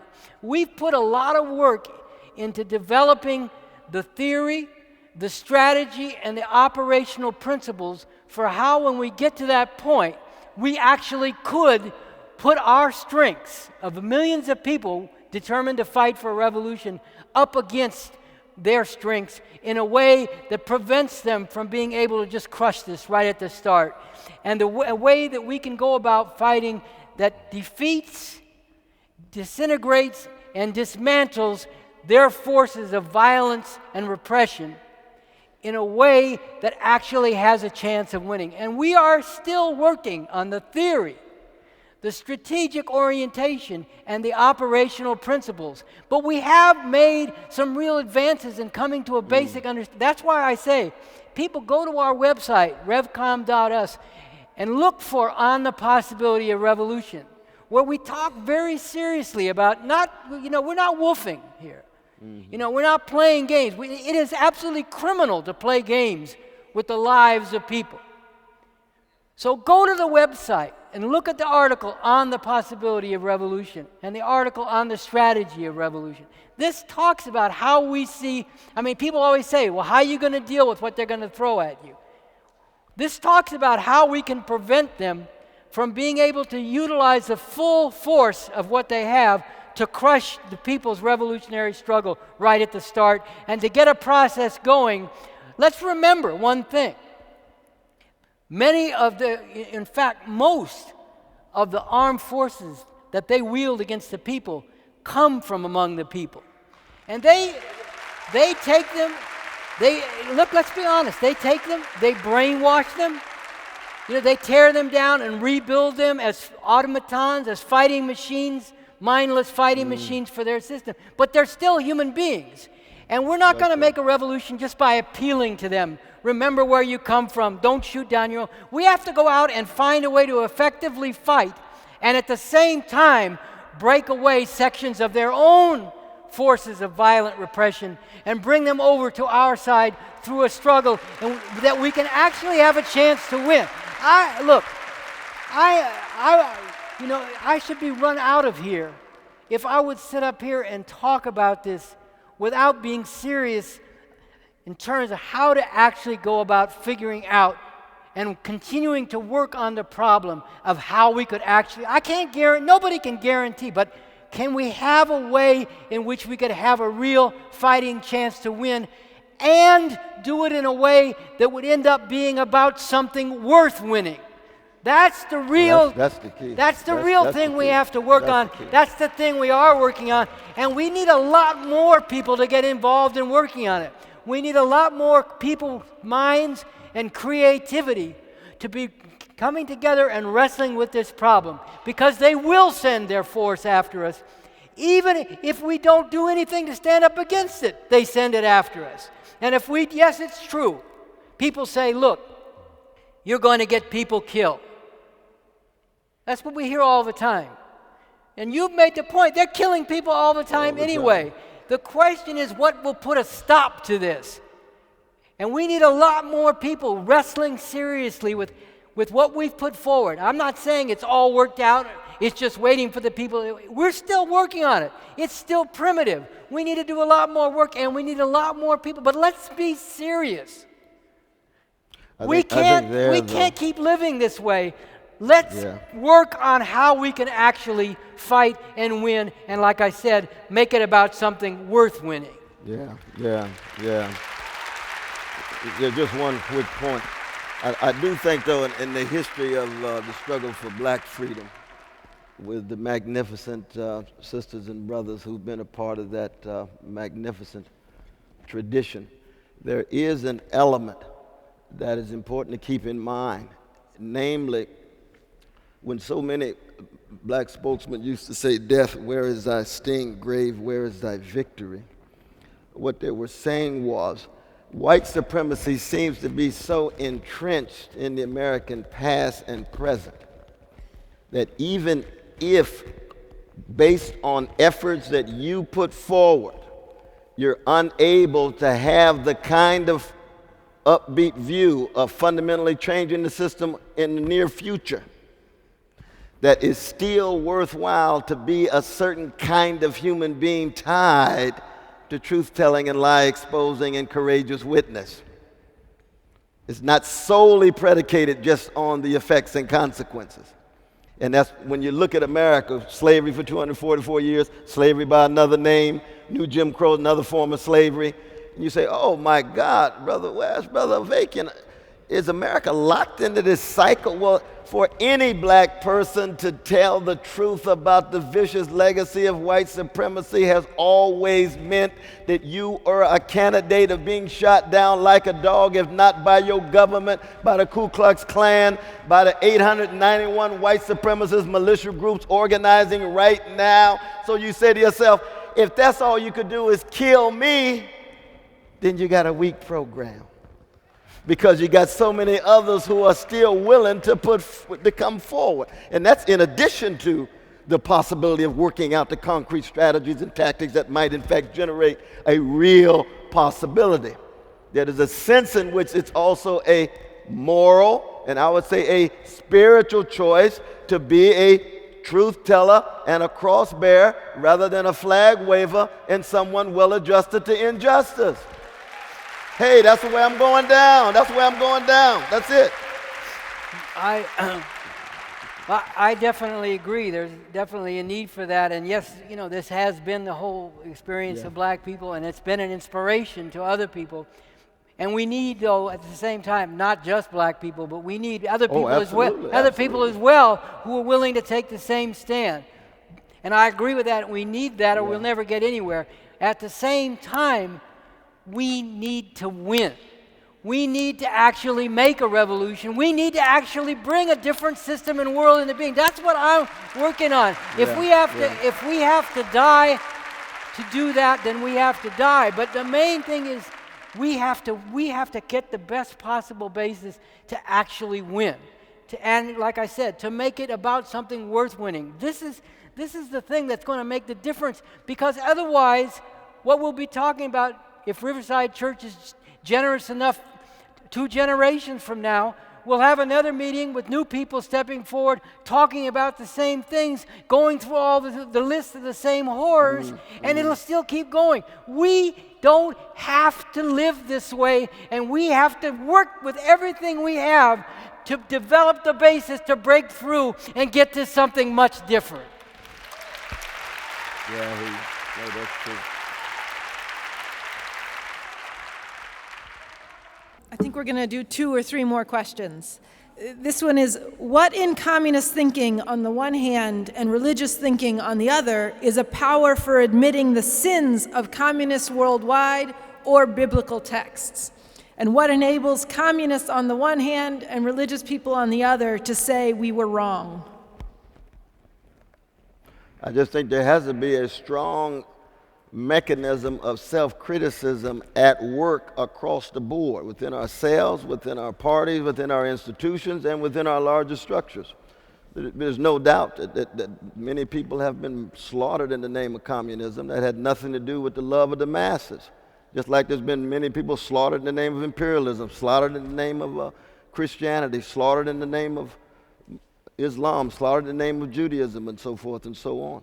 But at the same time, we have to be able to learn lessons that allow us to build on the new kinds of visions that will keep track of the precious dignity, and I would even say sanctity, of everyday people called the masses.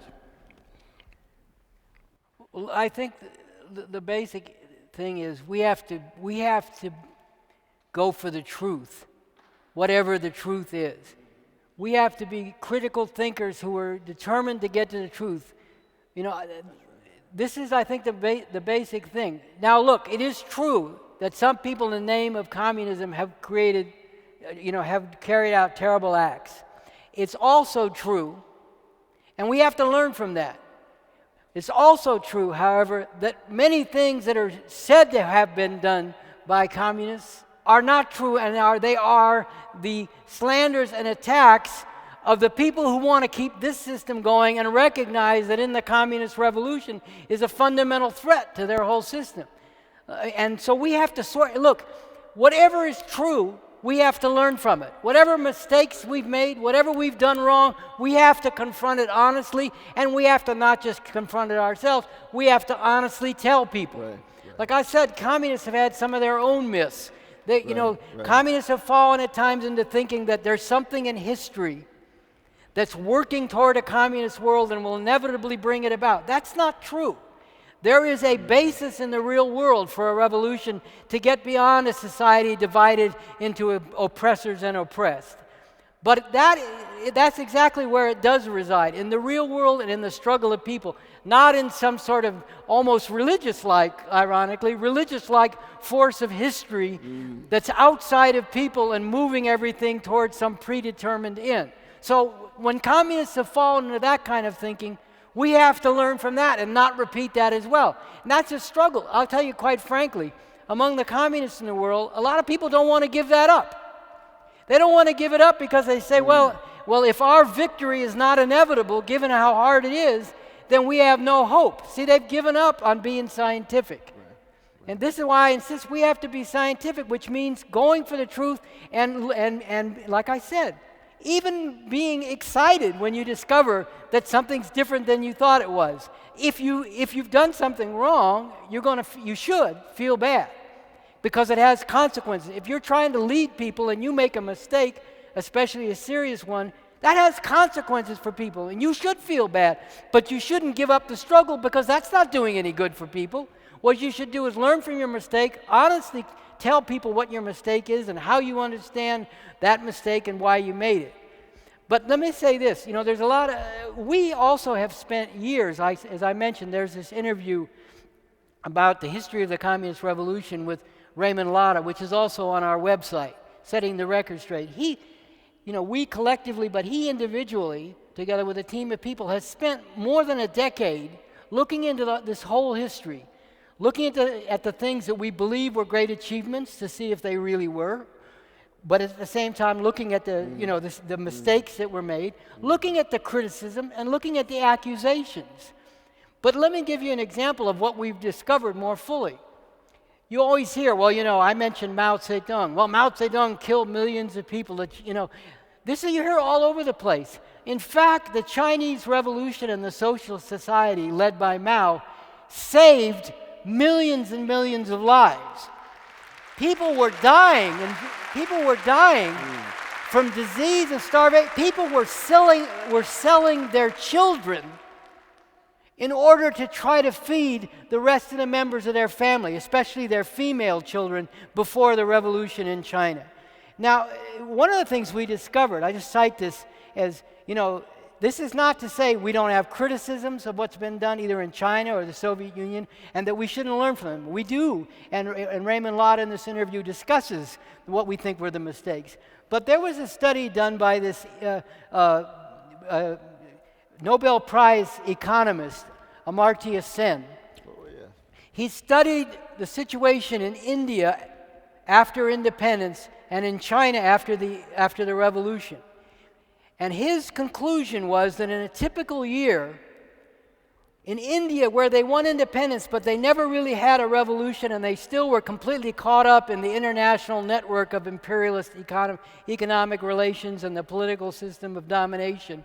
In India, he calculated 4 million people died every year who would not have died if they were in China, but they died in India because India did not have the healthcare system and the food distribution network that the revolution in China brought to the people of China. 4 million people, he calculated, in a typical year. So during the 25 years, say from 1950 to 1975, Mao died in 1976. During that period, you're talking about something on the order of 100 million people who died in India because they didn't have what the revolution brought to China. When Mao came to power, the revolution came to power and Mao came to leadership in China in 1950, more or less, the average life expectancy of the Chinese person was 32. That's how long the average person would live in that society. When Mao died, the average life expectancy had more than doubled. It was 65, which was very close to what it was in the most quote-unquote developed countries, coming from that whole legacy.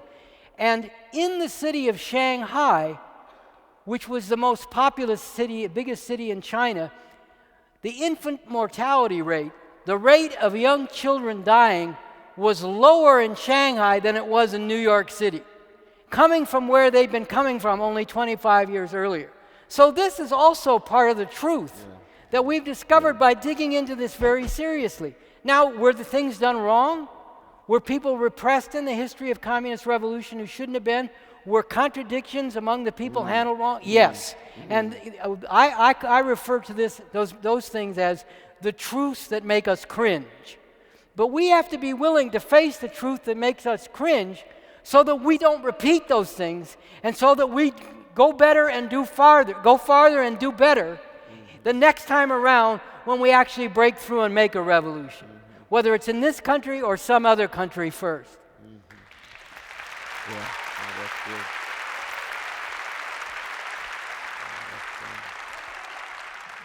Would you guys, one or two more questions, do you think? What Want would to you do like, two brother? more? You got it in you for two more? Sure, just two more. But what we can do, we can ask both of them at the same time. Okay. And then we'll all respond both. And then All we'll, right.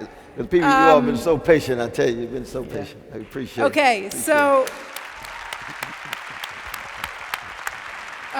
you guys touched on this earlier, but the questioner says, what is the role of art in revolution? And then the last questions are, it's two parts though. What lessons in life did you learn the hard way? And what is the wisest thing that anyone has said to you? Ooh, wow. Maybe we should have said one question. You think we'd been better off without that last one? That's the truth. And we gotta bare our souls here now. That's the truth. Well, there's a wonderful moment in Brother Avakian's essay on materialism and romanticism, Can We Live Without Myths, where he talks about the fundamental role of awe and wonder and imagination and the need to be amazed. It reminded me a little bit of the great Rabbi Abraham Joshua Heschel's notion of radical amazement and the centrality of wonder. And of course, that has everything to do with wrestling with what it means to be human, which means it has everything to do with art. And so art must never, ever be viewed as decorative or ornamental, added on, an afterthought. It is constitutive of who we are as human beings. And it also is intimately connected to what it means to try to live a life that is artistic, which is to say you become an artist of living, not just an artist of producing certain kinds of products. An artist of living with a love and courage and compassion and self-criticism and openness, as well as that sense of humor and an acknowledgement of one's own frailties and weaknesses without feeling as if this wonderful word that our dear brother Roberto Unger uses in his recent book, The Religion of the Future, with resisting belittlement. Resisting belittlement. Recognizing we can be empowered individually, we can be empowered collectively, we can be empowered politically, artistically, and so forth, even as we make our move from mama's womb to tomb. Amen. Oh, that other question. Amen. Amen.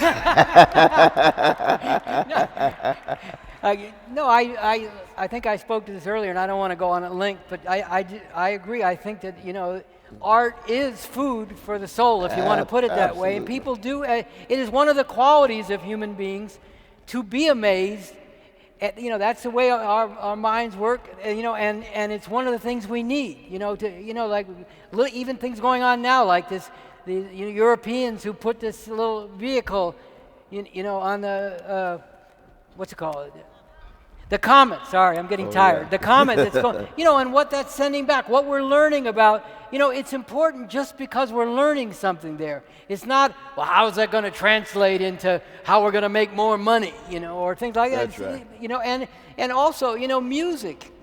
Music, before we were talking about the, music and the spinners and all that. You singing the spinners, sounding good too. Sounding good though. Well, this is a vital part of what we need, whether jazz or the blues. I mean, we do have to. One thing I want to say about the blues, I do love the blues, but especially with these male blues singers, we had to get some of the patriarchy out of there. I had an album of.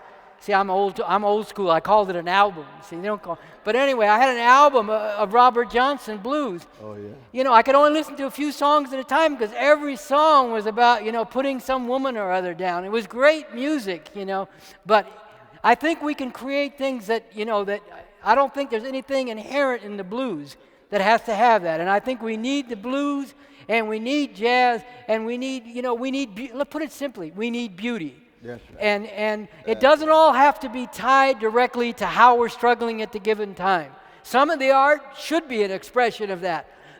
But some of it should also go in all kinds of directions and just give us a sense of beauty.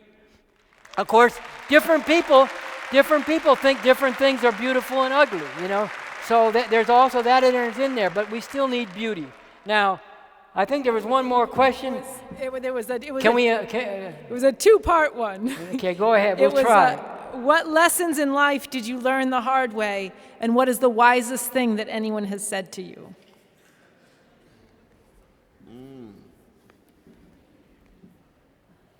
Well, I'll start. Yeah, I think you better take that and let me meditate on that, though, brother. What is the hardest? What lessons in life did you learn the hard way? Oh man, just about everything. Yeah, that's the truth. But I will say, I'll answer it slightly differently. One of the hardest things I've had to come to terms with is, look, I came forward in a period of the 60s when it looked like the whole world could be changed. We were full of optimism about that. I never believed. I just thought it would keep going and going. We'd get stronger and stronger. I never believed that we could be pushed back so far and that so many people would give up on this and that so many ugly things that we'd struggle against and thought we'd pushed off to the side could come back in all these different kinds. That's been a very bitter pill to swallow, and something I've had to put myself to trying to understand, while at the same time not allowing it to overwhelm or demoralize me. So I could say that, as far as the wisest thing, this is not something somebody said to me, but it's something that's always stuck with me. You mentioned Du Bois. And at the end of his life, this is a story told to me. I visited China twice in the 1970s, and someone who'd lived in China was from this country, but had lived in China a number of years, including during the Cultural Revolution in China, told me this story during one of the visits. When Du Bois, at the end of his life, he went to China, and he met with Mao. And they were talking, and Du Bois said, well, all I've really done is make one mistake after another. And as the story was told to me, Mao spit out the word mistakes, very disdainfully, mistakes. And he said, we've made every mistake that you could possibly make. But the one mistake we've not made and you've not made is the mistake of giving up. And that's always stayed with me. Ooh, wow, that's powerful. That's powerful, though, brother. That's so very powerful. I mean, I'll just end. I don't want to end on an individualistic note because we've been accenting collective struggle. We've been accenting traditions and so forth. But I will tell a story about probably the greatest artistic genius produced by this civilization. His name was John Coltrane. And his grandfather, his grandmother, and his father all died within a few months. And he was an only child, other than his cousin Mary, who he wrote songs about. This was in North Carolina.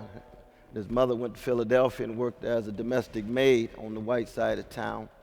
And John Coltrane grew up, so last year he was by himself. He was just playing his horn all day after school. In some sense, think he could bring back his father, think he could bring back his grandfather, who was Reverend William Blair, AME Zion Church in North Carolina.